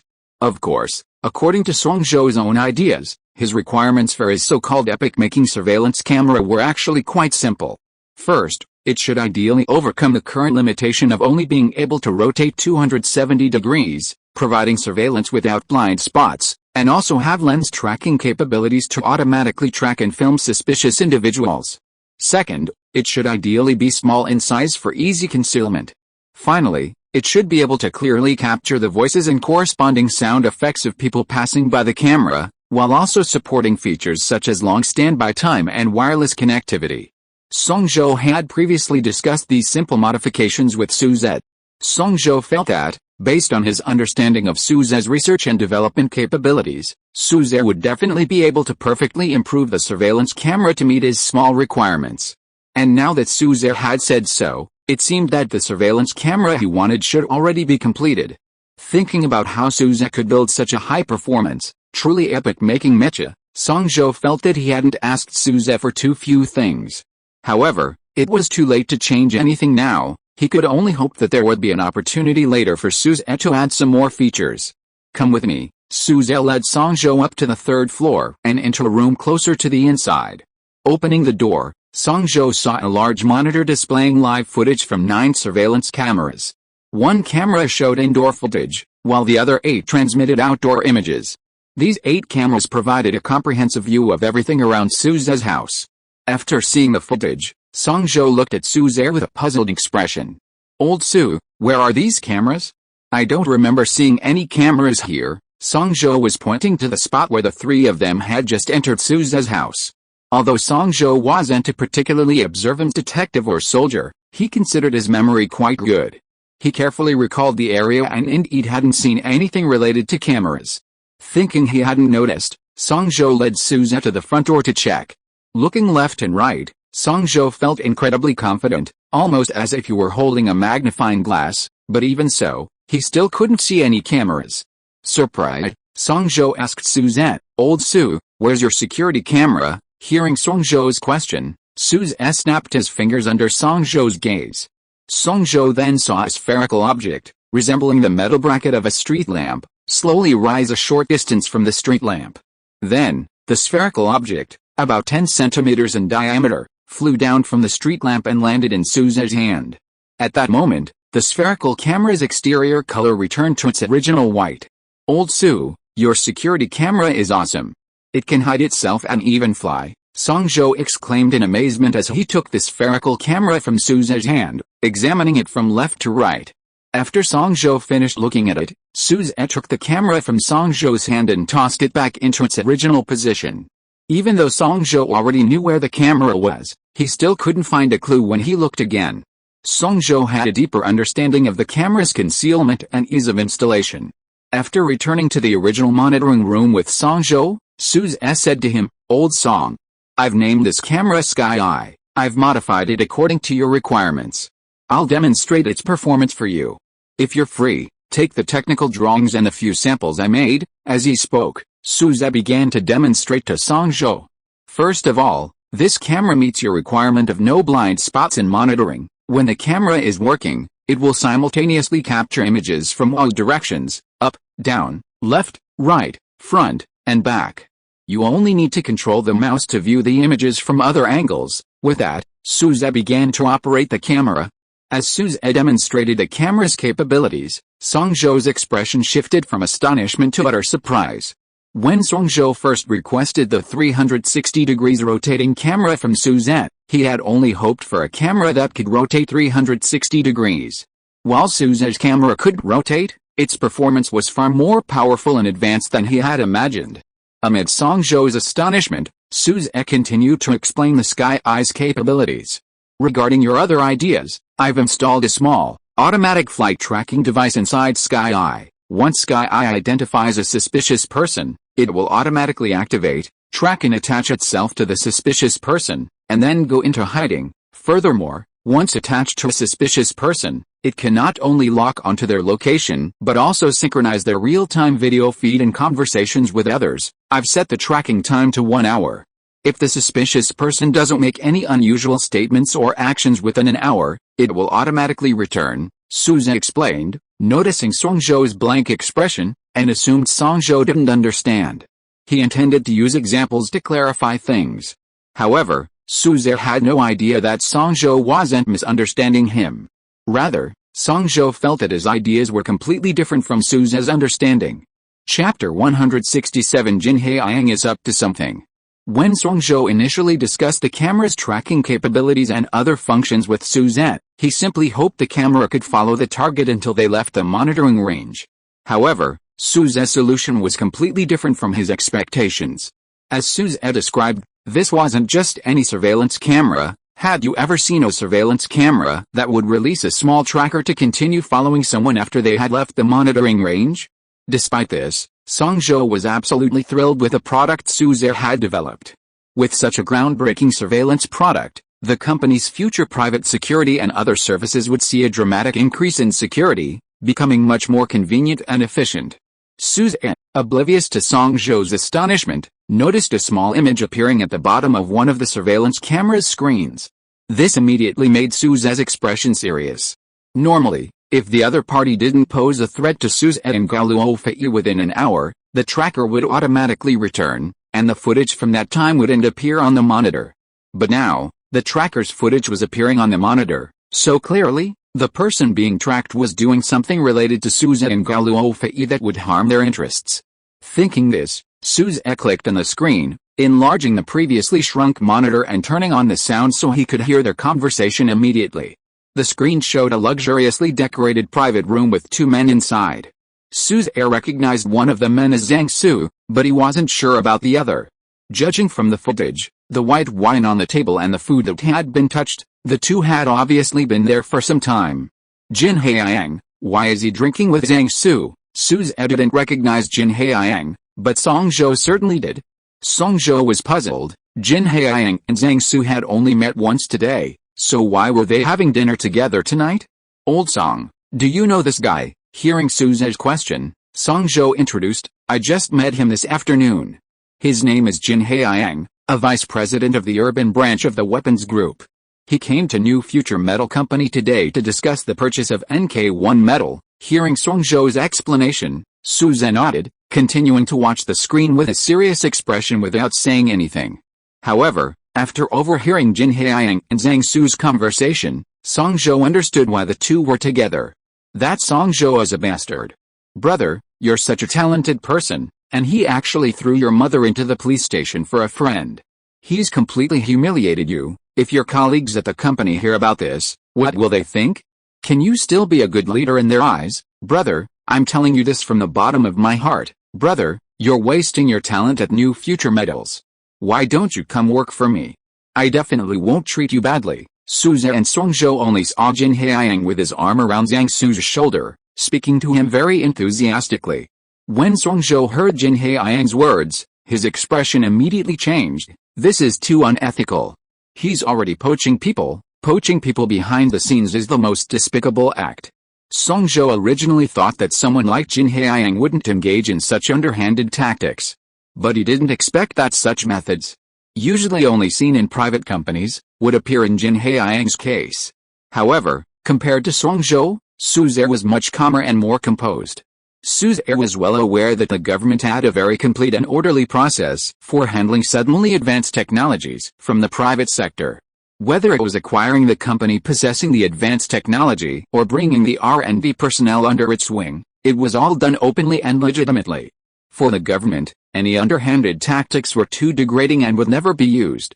Suzette had personally participated in such matters several times before, and for a revolutionary metal material like NK1, transparency would only be further enhanced.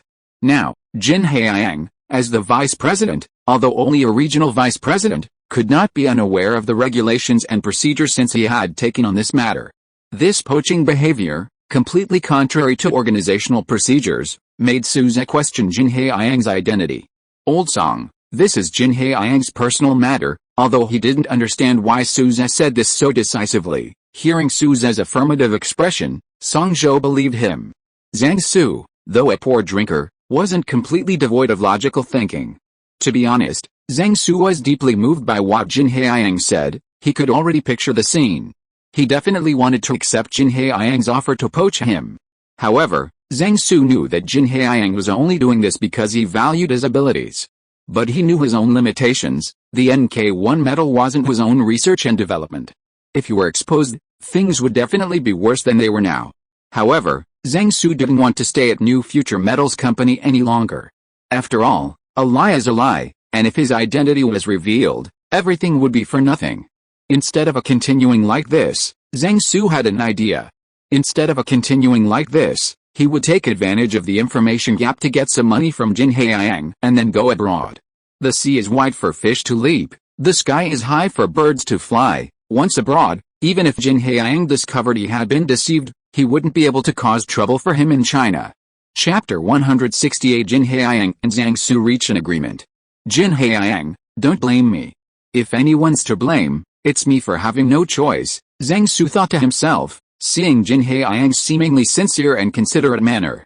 While thinking this, Zhang Su also spoke to Jin Haiyang. Haiyang, I appreciate your kindness, but I know my abilities are limited, so it's best not to bother you. However, Haiyang, There's something you said that I completely agree with.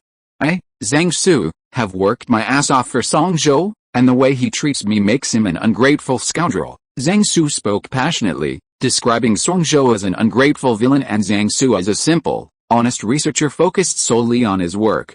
Hearing Zhang Su's words, Song Zhou, who had been watching closely, immediately flew into a rage.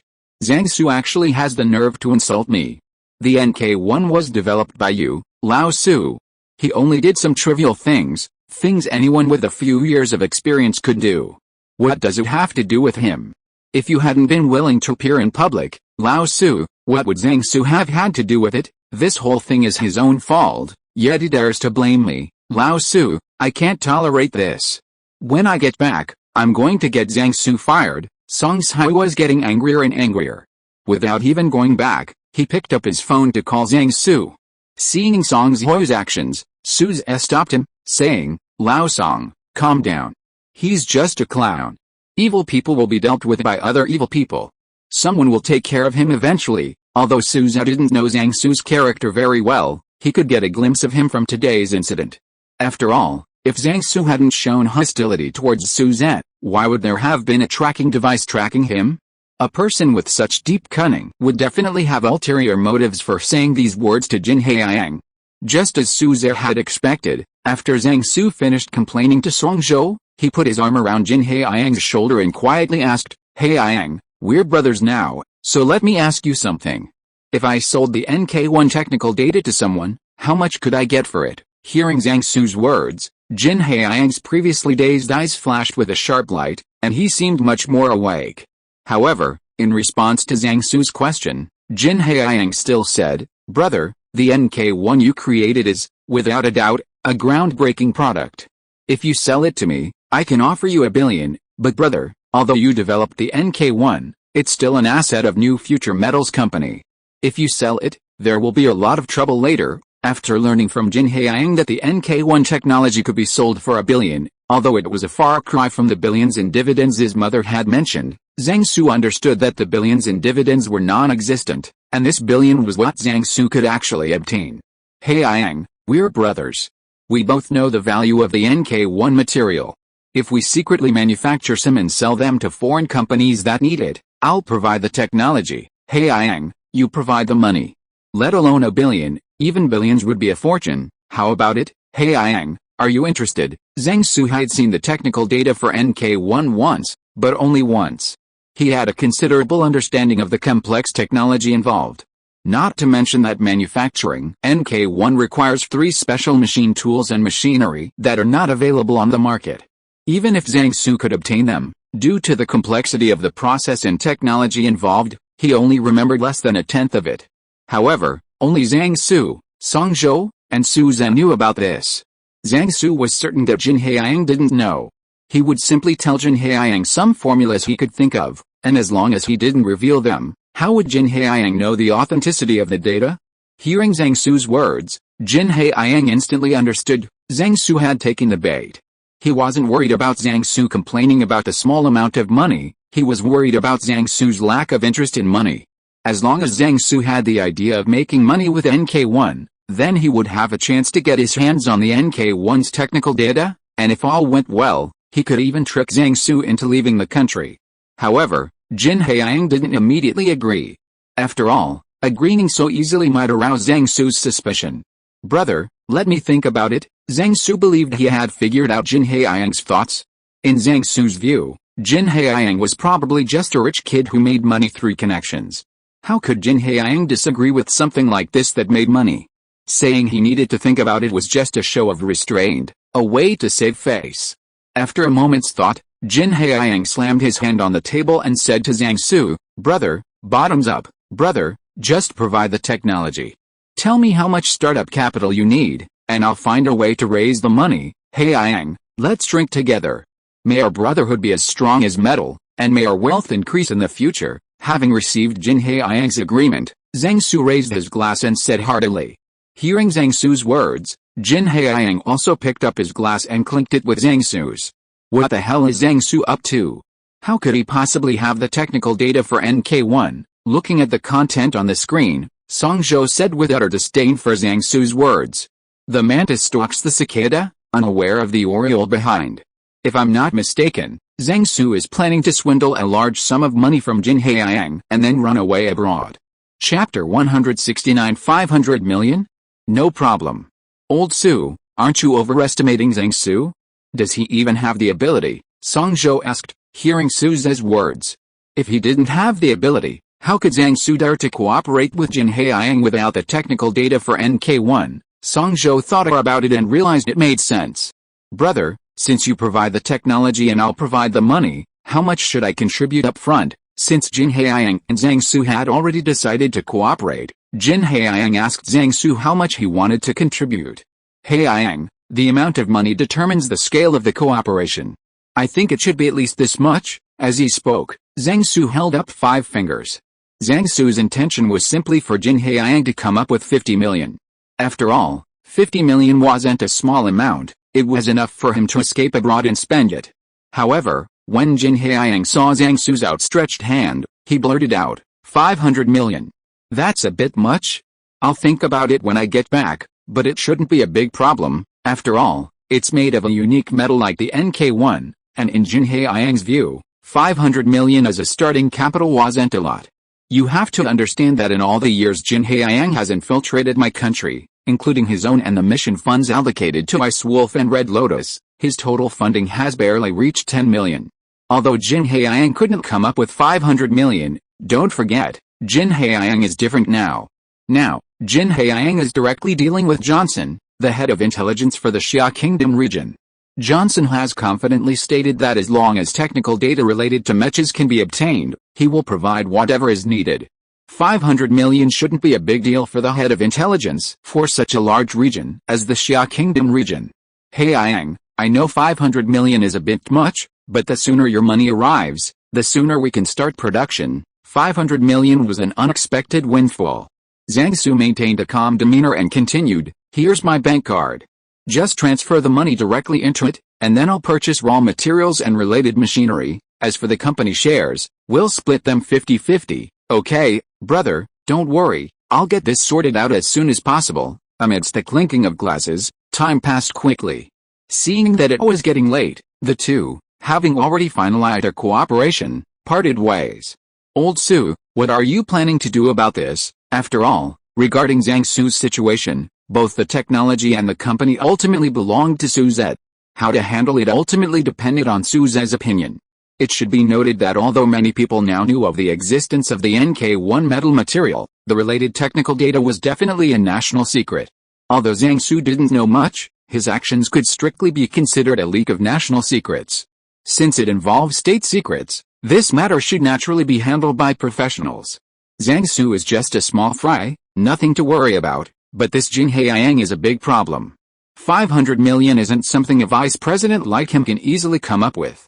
The fact that he agreed so readily makes me want to find out what Jin Haiyang's background is. After Suze's operation, the tracker that was originally attached to Zhang Su locked onto Jin Haiyang. After Jin Haiyang got into the car, the tracker remained firmly attached to him, moving with him. At the same time, Gao Luofei's voice rang out again.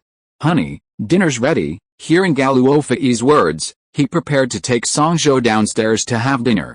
However, Suzette didn't know when Jin Haiyang would stop, and it wouldn't be good to leave him unattended for a while. Therefore, Suzette picked up his phone and dialed Guowen's number. Hello, Team Leader Guo, could you please come up to the 3rd floor? Although he didn't understand why Suzette was calling him, since Suzette had asked, Guo knocked on the door and entered Suzette's house, going up the stairs to the 3rd floor. Team Leader Guo, let me introduce you. This is Song Zhou, my childhood friend, Old Song. This is Team Leader Guo from the confidential department. Suzette introduced the two to each other. After hearing that this person was from the confidential department, Song Zhou also greeted Team Leader Guo politely. Team Leader Guo, it's like this. Then, Suzette briefly explained the matter to Guowen. Guowen had also heard of Jin Haiyang. After hearing Suzette say that Jin Haiyang was planning to invest 500 million yuan to secretly establish an NK1 factory with Zhang Su for overseas sales, his expression immediately became serious. Guowen understood how important NK1 was. Therefore, Guowen had no intention of refusing Suzette's arrangement to let him watch the surveillance video of Jin Haiyang. Since someone was watching, Suze took Songzhou and left the monitoring room, going downstairs. "Wife, you've worked hard." Looking at the sumptuous dishes on the table, Suze came to Gao Luofei and thanked her. "It's nothing, husband." Hearing Suze's words, Gao Luofei said happily. Seeing Suze and Gao Luofei's utterly devastating display of affection, Songzhou lowered his head, pretending not to hear, and picked up some food Gao Luofei had prepared. While Gao Luofei's cooking couldn't compare to that of a five-star hotel chef, it was undeniably delicious, and Songzhou nodded frequently as he ate. Meanwhile, Jin Haiyang drove Zhang Su to the police station. After getting out of the car, Jin Haiyang said goodbye to Zhang Su and left. Zhang Su, meanwhile, opened his phone and started searching for plane tickets to overseas destinations. If you are listening to this novel on a channel other than Fanfic World, it means it was downloaded and re-uploaded without effort. We warmly invite you to visit our channel, Fanfic World. There you will find the original version of this story and many other novels of various genres. We look forward to seeing you dive into a world of incredible novels. Chapter 170-600 million, Guo's huge ambition. Zhang Su himself had a visa and could fly directly to countries with visa on arrival. However, his mother didn't have one, so he planned to wait until she was released the next day and then take her to complete the necessary procedures. Better to act quickly than risk any unforeseen circumstances. After saying goodbye to Zhang Su, Jin Haiyang drove his car at high speed towards his home. Upon arriving home, after checking that everything was in order, Jin Haiyang took out a special communicator from a drawer, dialed a number, and contacted Johnson, the head of intelligence for the Xia Kingdom region. "Hello, sir, this is Fallen Angel. There's something very important I need to report to you, so I apologize for disturbing you so early. Due to the 13-hour time difference with the United States, it was around 6 a.m. there, and Johnson was still asleep." Jin Haiyang's call woke Johnson up. However, Johnson understood that if his phone rang, it meant something serious. Therefore, Johnson wasn't displeased. Instead, he answered the phone seriously and said, "Fallen Angel, what's the matter?" Guo and witnessed the entire conversation between Jin Haiyang and Johnson. Upon seeing Jin Haiyang's highly professional counter-surveillance techniques, Guoan immediately realized that Jin Haiyang was definitely suspicious. However, when Guoan saw Jin Haiyang take out a specially made, secure communicator and introduce himself after making the call, a strange light flashed in Guoan's eyes. Fallen Angel. Jin Haiyang is actually the Fallen Angel, having dealt with Ice Wolf so many times. Although he didn't know Ice Wolf's specific disguise in China, Guoan had learned more about him. Guoan knew that Ice Wolf's superior was someone codenamed Fallen Angel. As for what this person looked like, whether they were male or female, he knew nothing. Guoan had been troubled by this matter, but unexpectedly, today, while working as a security guard monitoring the surveillance, he had such a pleasant surprise. If they could capture the Fallen Angel, then Ice Wolf and Red Lotus would definitely not be able to escape. However, Guoan also noticed that this time Jin Haiyang contacted Johnson, the head of intelligence for the Xia Kingdom region. It's important to understand that someone of Jin Haiyang's rank wouldn't have direct access to someone of Johnson's level. This was crucial information, indicating that Jin Haiyang, this Fallen Angel, was definitely carrying out a mission highly valued by the United States. If Guoan's prediction was correct, then this mission should also be related to Suzhen. And then, after Jin Haiyang reported the day's events to Johnson, Guoan's guess was confirmed.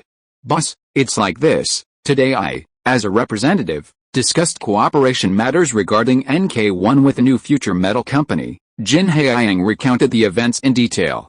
Through Jin Haiyang's account, Guoan learned some things he didn't know before.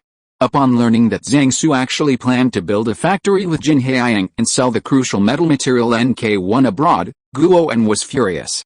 Previously, although Guoan had never met Zhang Su, the developer of NK1, he held him in high esteem. After all, the emergence of the NK1 significantly enhanced military strength to a certain extent.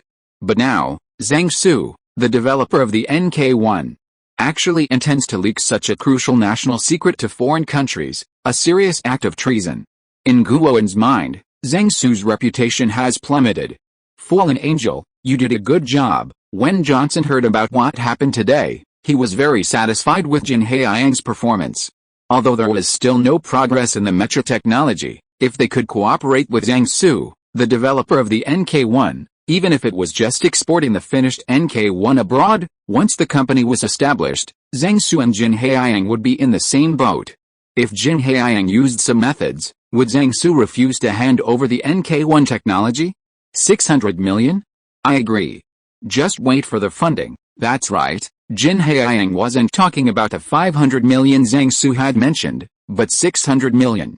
The 500 million was naturally the money needed to cooperate with Zhang Su.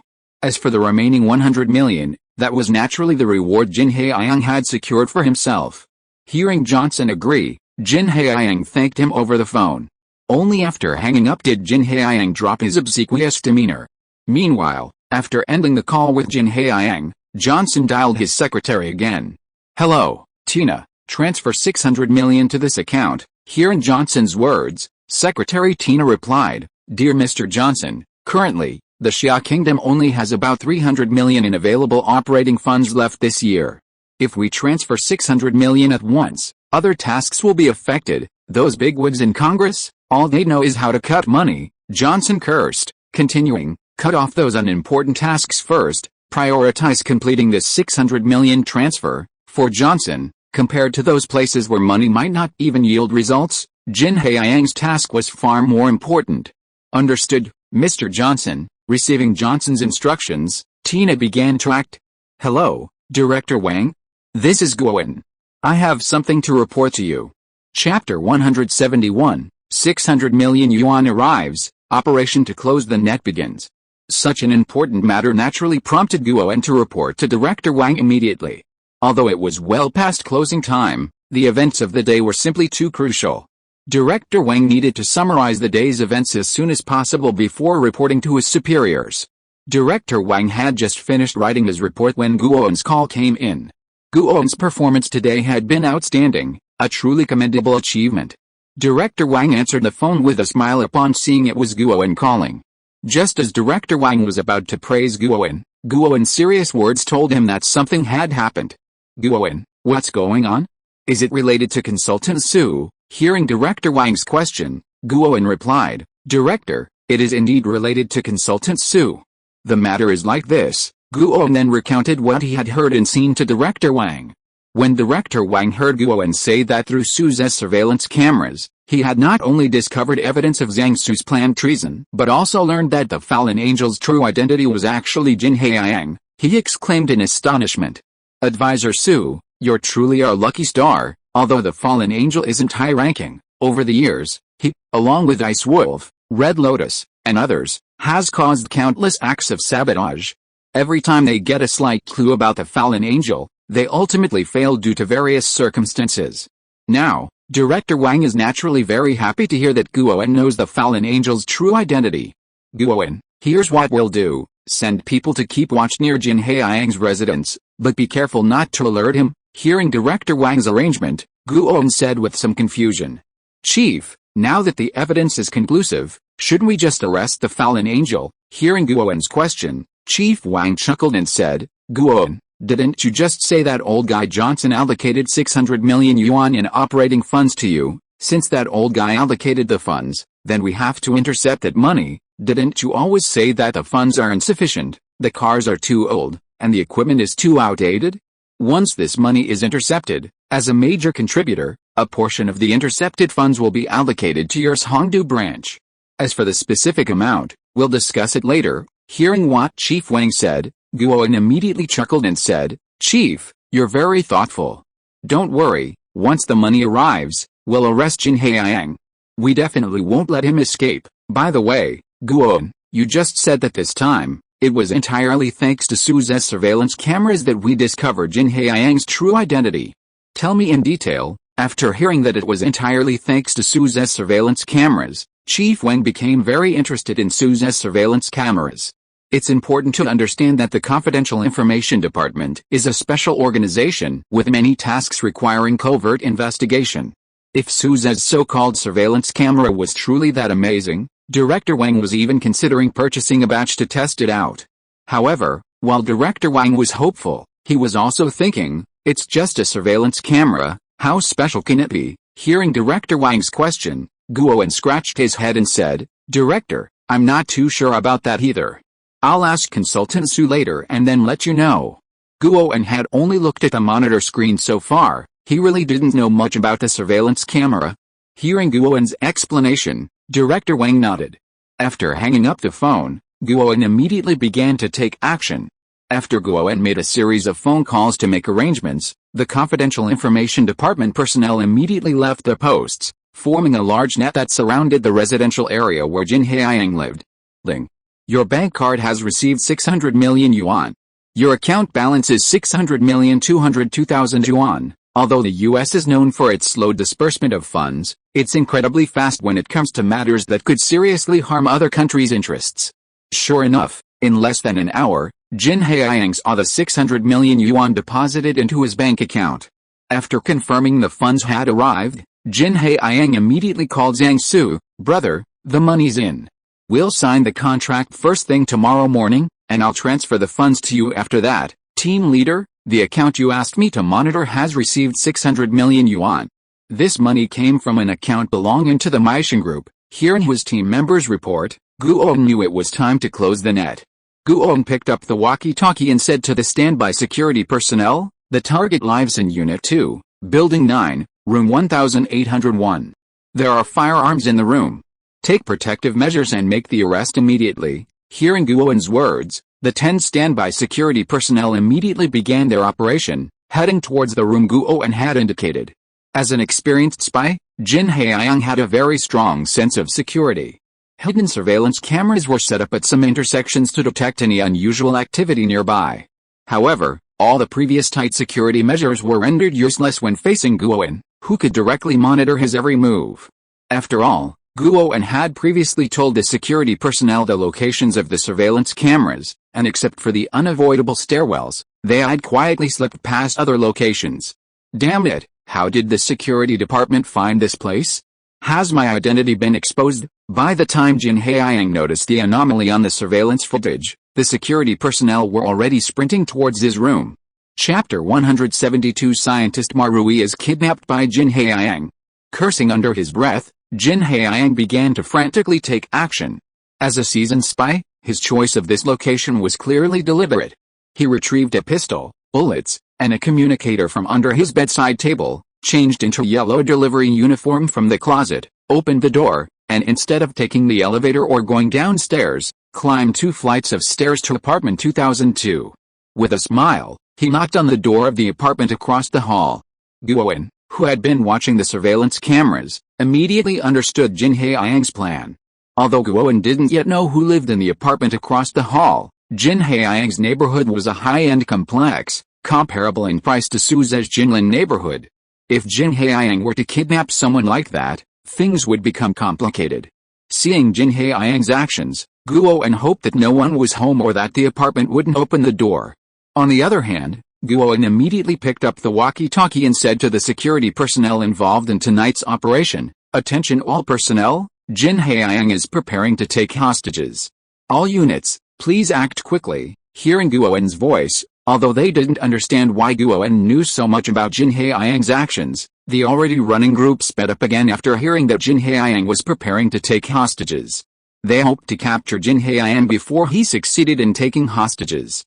Listening to the faint sound of footsteps in the stairwell and the elevator reaching the 12th floor, Jin Haiyang was anxious, but he still maintained a smile on his face.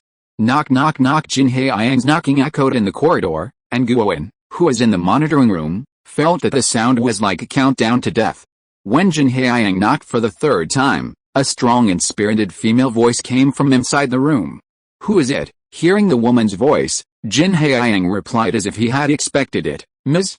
Ma, I'm a courier from Kuwaiti Express. I have a package here for you to sign for." "Courier? Are you sure you're not mistaken? I haven't ordered any couriers recently." Hearing it was a courier, Marui inside the house said doubtfully. "Ms. Ma, your name is written on the package, and it's a cash-on-delivery package. Please come out and confirm." Inside the house, Marui was wearing a simple lace nightgown and slippers with cute penguin patterns. Her long, straight black hair was tied up with a hair tie. Although Marui still looked a little sleepy, it didn't detract from her beauty at all. She looked quite dashing. "Where's the package?" After opening the door, Marui had just asked when she heard noisy footsteps coming from the stairwell. Then, noticing Jin Haiyang dressed as a delivery man, Marui exclaimed in surprise, "Mr. Jin, how did you become a delivery man?" Marui clearly remembered that Jin Haiyang was a resident in the same building as her, so how did he become a delivery man now? Just as she finished speaking, Marui saw a group of people rushing out of the stairwell, anxiously shouting at her, "Close the door." Seeing this, Marui realized something was wrong and was about to close the door. But Marui's slender arms were no match for the professionally trained Jin Haiyang. Sensing Marui's intention to close the door, Jin Haiyang first kicked the door shut, then pushed it open with a little force. And then pressed a pistol against Marui's temple, saying, "Don't move. If you move again, I'll shoot." Feeling the muzzle of the pistol pressed against her temple, Marui stopped moving. At the same time, before the door closed, the tracking device followed Jin Haiyang into the room. Upon arriving at Marui's house, seeing the closed door, the security personnel shouted into the room, "Jin Haiyang, you have nowhere to escape. Surrender now." Hearing this, Jin Haiyang immediately replied, "The person I'm holding hostage is Marui. Get me a vehicle ready immediately. If she makes any move, don't blame me for killing her." Hearing Jin Haiyang's words, Guoan instantly understood why Marui looked so familiar. So it's Marui. Shouldn't she be at the research base? What's she doing here? If it was indeed Marui who had been kidnapped, then any mishap involving her would be a serious problem. Marui was not yet 30 years old. Although young, she returned to China 3 years ago after completing her studies abroad, specializing in the development of autonomous driving systems. Due to her excellent professional knowledge and attractive appearance, she received a lot of attention online when she abandoned her overseas opportunities to return home. Her popularity at the time was considerable. Therefore, Guoan had also learned a little about Marui. Guoan hadn't expected his first meeting with Marui to be in this setting. He was also somewhat angry. Why hadn't someone like Marui informed them beforehand that she was coming to Hongdu City? Don't act rashly yet. Try to meet Jin Haiyang's conditions first. In this situation, capturing Jin Haiyang was secondary. The most crucial thing was to ensure Marui's safety. Now Guoan understood why Jin Haiyang was staying here. He must have already planned it out. Although the tracker could indeed pinpoint Jin Haiyang's location, analysis showed that even a sniper positioned on a nearby high-rise couldn't aim at it. Now, Guoan was in a difficult situation. Team leader Guo, what's wrong? Chapter 173. Is that all? Suze will definitely have a way. Meanwhile, after finishing their meal and clearing the table for Gao Luofei, Suze and Songzhou went to the monitoring room. Upon entering, seeing Guoan's anxious and serious expression, Suze asked, "Have you made any major discoveries about Jin Haiyang?" Songzhou also inquired curiously at Guoan after Suze finished speaking. In principle, this matter was classified and shouldn't have been told to Suzette. However, without Suzette, such a significant achievement, discovering Jin Haiyang's true identity, would not have been possible. Therefore, upon hearing Suze's question, Guoan decided to tell him, "Advisor Su, it's like this. Through the information obtained from the tracker, we have confirmed Jin Haiyang's true identity. He is a long-term spy planted in our country by the U.S. Secret Service, codenamed Fallen Angel." Songzhou spoke first after hearing Guoan's words. "Although I suspected Jin Haiyang earlier, I never imagined he was a spy. I have to criticize you guys. Putting a spy like Jin Haiyang in negotiations related to NK1 is a huge oversight." Hearing Songzhou's question, Guoan understood it was their mistake.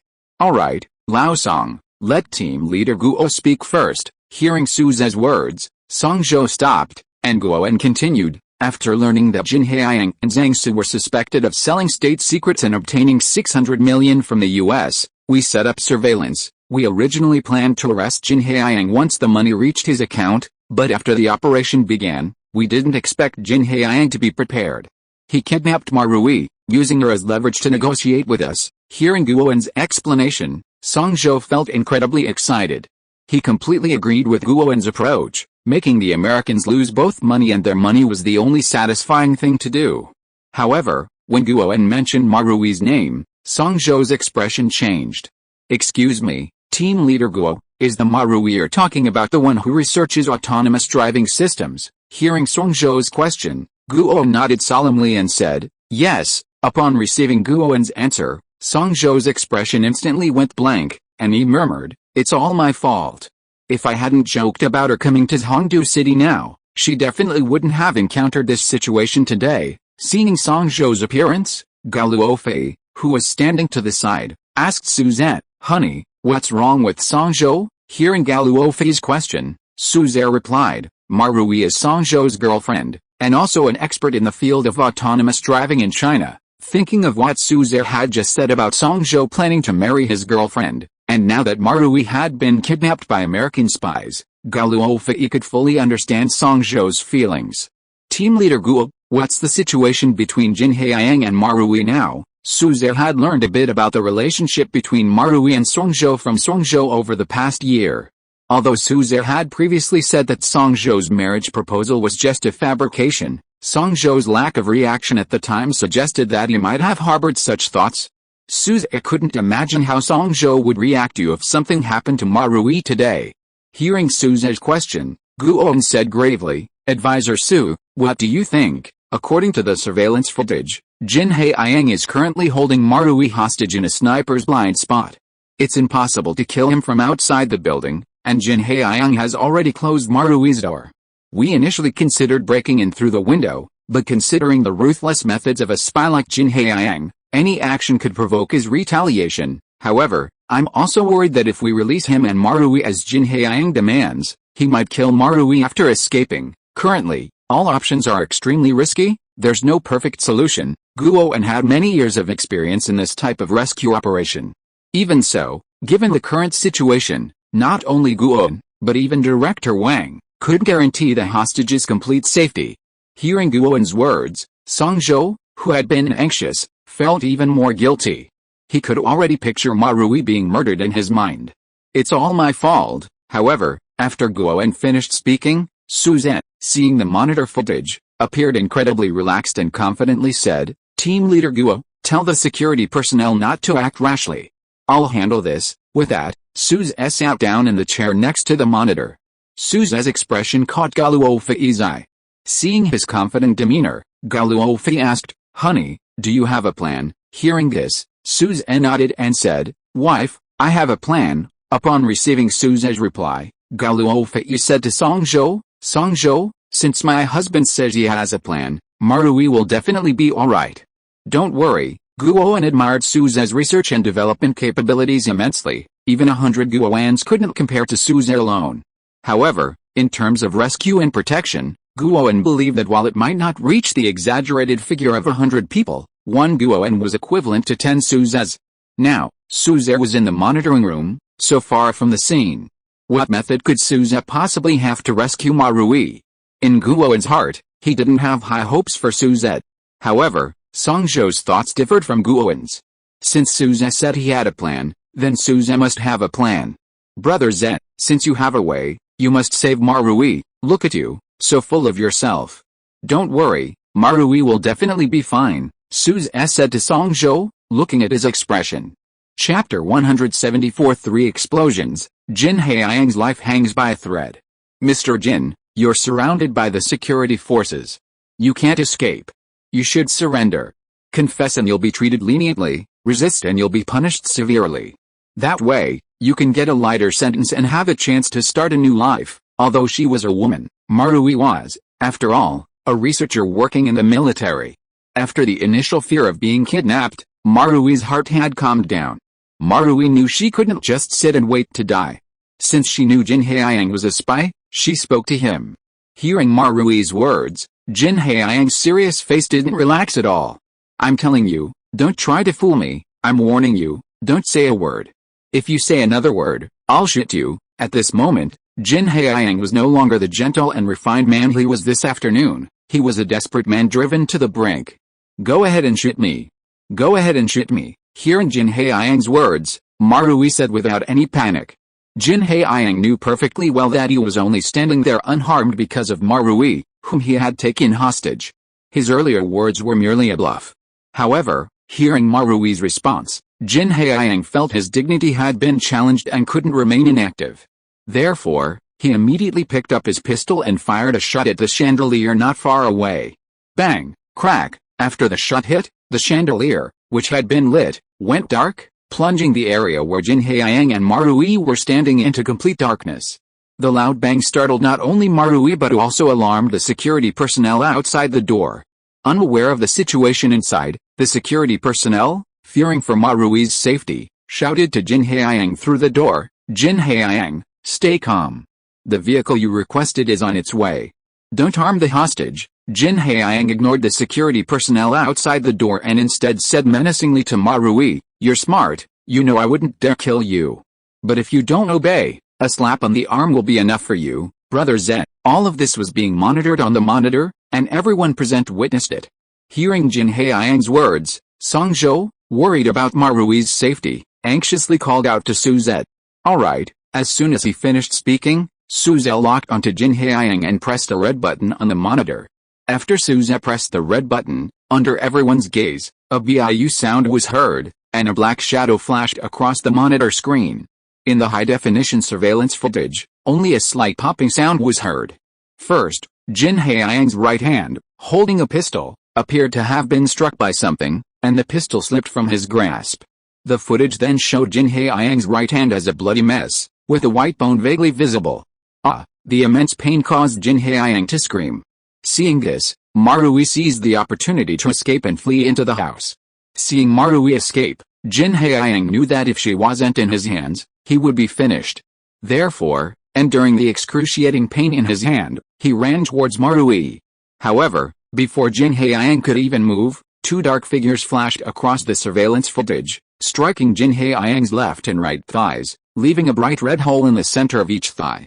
Now, without strength in his legs, Jin Haiyang could only lie helplessly on the ground. Guowen, who had been watching the surveillance footage, was eager to ask Suzette what had happened to Jin Haiyang. But Marui's situation was of utmost importance. Guowen immediately called out into the communicator, "Attention all personnel. Jin Haiyang has been subdued. Break down the door and arrest him immediately." The security personnel outside the door only heard Jin Haiyang's 3 cries of pain. Before they could understand what was happening, they immediately obeyed Guowen's order. In just 10 seconds, the security personnel burst through the door, finding a pistol lying on the ground nearby and Jin Haiyang groaning in agony. They split into 3 groups, one handcuffed Jin Haiyang, another retrieved the pistol, and the remaining group went to find Marui. "Call an ambulance." Seeing Jin Haiyang bleeding profusely from 3 wounds and his pale face, the security personnel dialed an ambulance. After bringing everything under control and confirming that Marui was unharmed, the security personnel began their formal investigation into how Jin Haiyang had ended up in such a miserable state. As the only eyewitness at the scene, Marui was naturally the one to be questioned. "Ms. Marui, how did you inflict Jin Haiyang's injuries?" Seeing Marui, who had calmed down slightly, the security personnel asked her about her doubts. Hearing the question, Marui recounted what she had heard and seen. "Actually, I'm not entirely sure why Jin Haiyang was injured. I vaguely heard 3 whooshing sounds, and then 3 holes appeared in his body. Then he screamed." Hearing Marui's account, the security personnel gained no further insight. While the security personnel at the scene were unclear about what had happened, Guowen had seen it all clearly. Seeing that the security personnel were still about to question Marui, Guowen directly spoke into the communicator, "Ziulin, you don't need to ask about the details of the case. Ms. Marui doesn't know. Accompany Ms. Marui to the hospital for a checkup to confirm if she's alright. You did a good job this time. I'll recommend you for commendation when we get back." "Team leader, how did you know we were questioning Marui?" Ru Ziulin, the communications officer in Guowen's team, asked Guowen. Chapter 175, The lethality was reduced to 1/10, but who could have imagined it would still be so great? From the very beginning of the operation, from the location of the surveillance cameras Jin Haiyang had set up to his movements, and finally to his subjugation and Guowen's order to break down the door, Ru Ziulin was astonished by Guowen's precise command. If Guowen had been present, it would have been understandable. But how could he have such a clear understanding of the entire situation without being there? More than seeking recognition, Ru Ziulin was curious about this matter. Not only Ru Ziulin, but everyone involved in the operation shared the same thought. These were all comrades in arms who had followed Guowen for many years, and Guowen trusted them implicitly. Therefore, upon hearing their questions, Guowen, with a touch of showing off, took the control lever from Suzette and began operating it. While operating it, it was obvious that Guowen was deliberately staying away from the red button. Guowen felt both pleased and somewhat fearful of this crucial red button that had so successfully completed the mission. As the saying goes, the unknown is the most terrifying. After witnessing Suze press the red button, 3 bloody holes immediately appeared on Jin Haiyang's body. The terrifying destructive power meant that if the button had been aimed at Jin Haiyang's head, he would have died instantly. Thinking of this, Guowen instinctively saw Suze standing before him, his face still calm and collected, comforting the slightly frightened Gao Luofei. After doing something like this, Suze could still remain composed. He didn't seem like an ordinary person at all. Guowen felt a strong curiosity about Suze. In fact, not only Guowen, but Gao Luofei also felt a desire to explore Suze. From piloting the Mecha earlier to now using the so-called monitoring device to defeat Jin Haiyang, Suze was shrouded in a thick fog of mystery. Husband, what exactly did you go through before? What is the real you? After confirming that Marui was unharmed, Songzhou swallowed hard. Jin Haiyang's miserable state had left him with psychological trauma. Meanwhile, Songzhou looked at the Sky Eye surveillance camera that Suze had told him to take away later, placed next to the monitor, and asked incredulously, "Old Su, are you sure this is a surveillance camera you developed according to my requirements? How can it be so powerful?" Songzhou thought about it, and realized that this wasn't part of his requirements. Hearing Songzhou's question, Suze replied, "You didn't mention this, but I think the ultimate purpose of surveillance cameras is to catch or prevent criminals from acting in advance, right? So as long as the surveillance camera has a little bit of offensive capability, then we can kill 2 birds with 1 stone, without having to trouble personnel to risk their lives to protect the employer." Suze spoke with a matter-of-fact expression. "A little bit of offensive capability, boss. Are you sure this is just a little bit? The offensive power shown on the screen just now was enough to kill someone directly. How could it be just a little bit in Suze's eyes?" Actually, Suze wasn't wrong, he genuinely believed it. The weapon system mounted on this tracker is the miniature air concentration cannon technology that Suze obtained from the Golden Finger system. If a complete miniature air concentration cannon were manufactured according to the technical blueprints, its immense power would be enough to blast apart a Type 95 tank. Therefore, Suze had already reduced the power to 1/10 of its original strength. After completing the production, Suze hadn't tested it. Who would have thought that the power would still be so great? I just hadn't tested it before. I've already reduced the power of this air cannon to 1/10 of its original strength, but who would have thought it would still be so powerful? I'll reduce the power a bit more, Suze said to Songzhou. Hearing what Suze said, Songzhou's lips twitched. So Suze had already reduced the power. If Suze hadn't reduced it, Jin Haiyang would have been blasted into the bloody mist. Guowen overheard the entire conversation between Suze and Songzhou. After understanding the whole story, Guowen was once again dumbfounded. What? This incredible thing was originally designed as a surveillance camera, Mr. Song, excuse me, could you tell me what you requested from Advisor Su? With Guowen present, Songzhou understood that possessing such a powerful weapon as Suze's was risky. An unclear explanation could lead to unnecessary trouble. Therefore, Songzhou honestly and completely explained the origins of the Sky Eye surveillance camera to Guowen. Team Leader Guo, perhaps my request wasn't clear enough, causing Brother Z to misunderstand. I'm truly sorry, and I hope you won't make things difficult for Suze, Songzhou said to Guowen. Mr. Song, you're too kind. Advisor Su is now a military advisor. This matter is settled once it's been clarified. However, you definitely can't take this Sky Eye surveillance camera away right now, Guowen replied upon hearing Songzhou's words. The Sky Eye surveillance camera was so powerful, if Songzhou took it and equipped it at Qinglong Group, they would have a lot of headaches later. Team Leader Guo, what are you saying?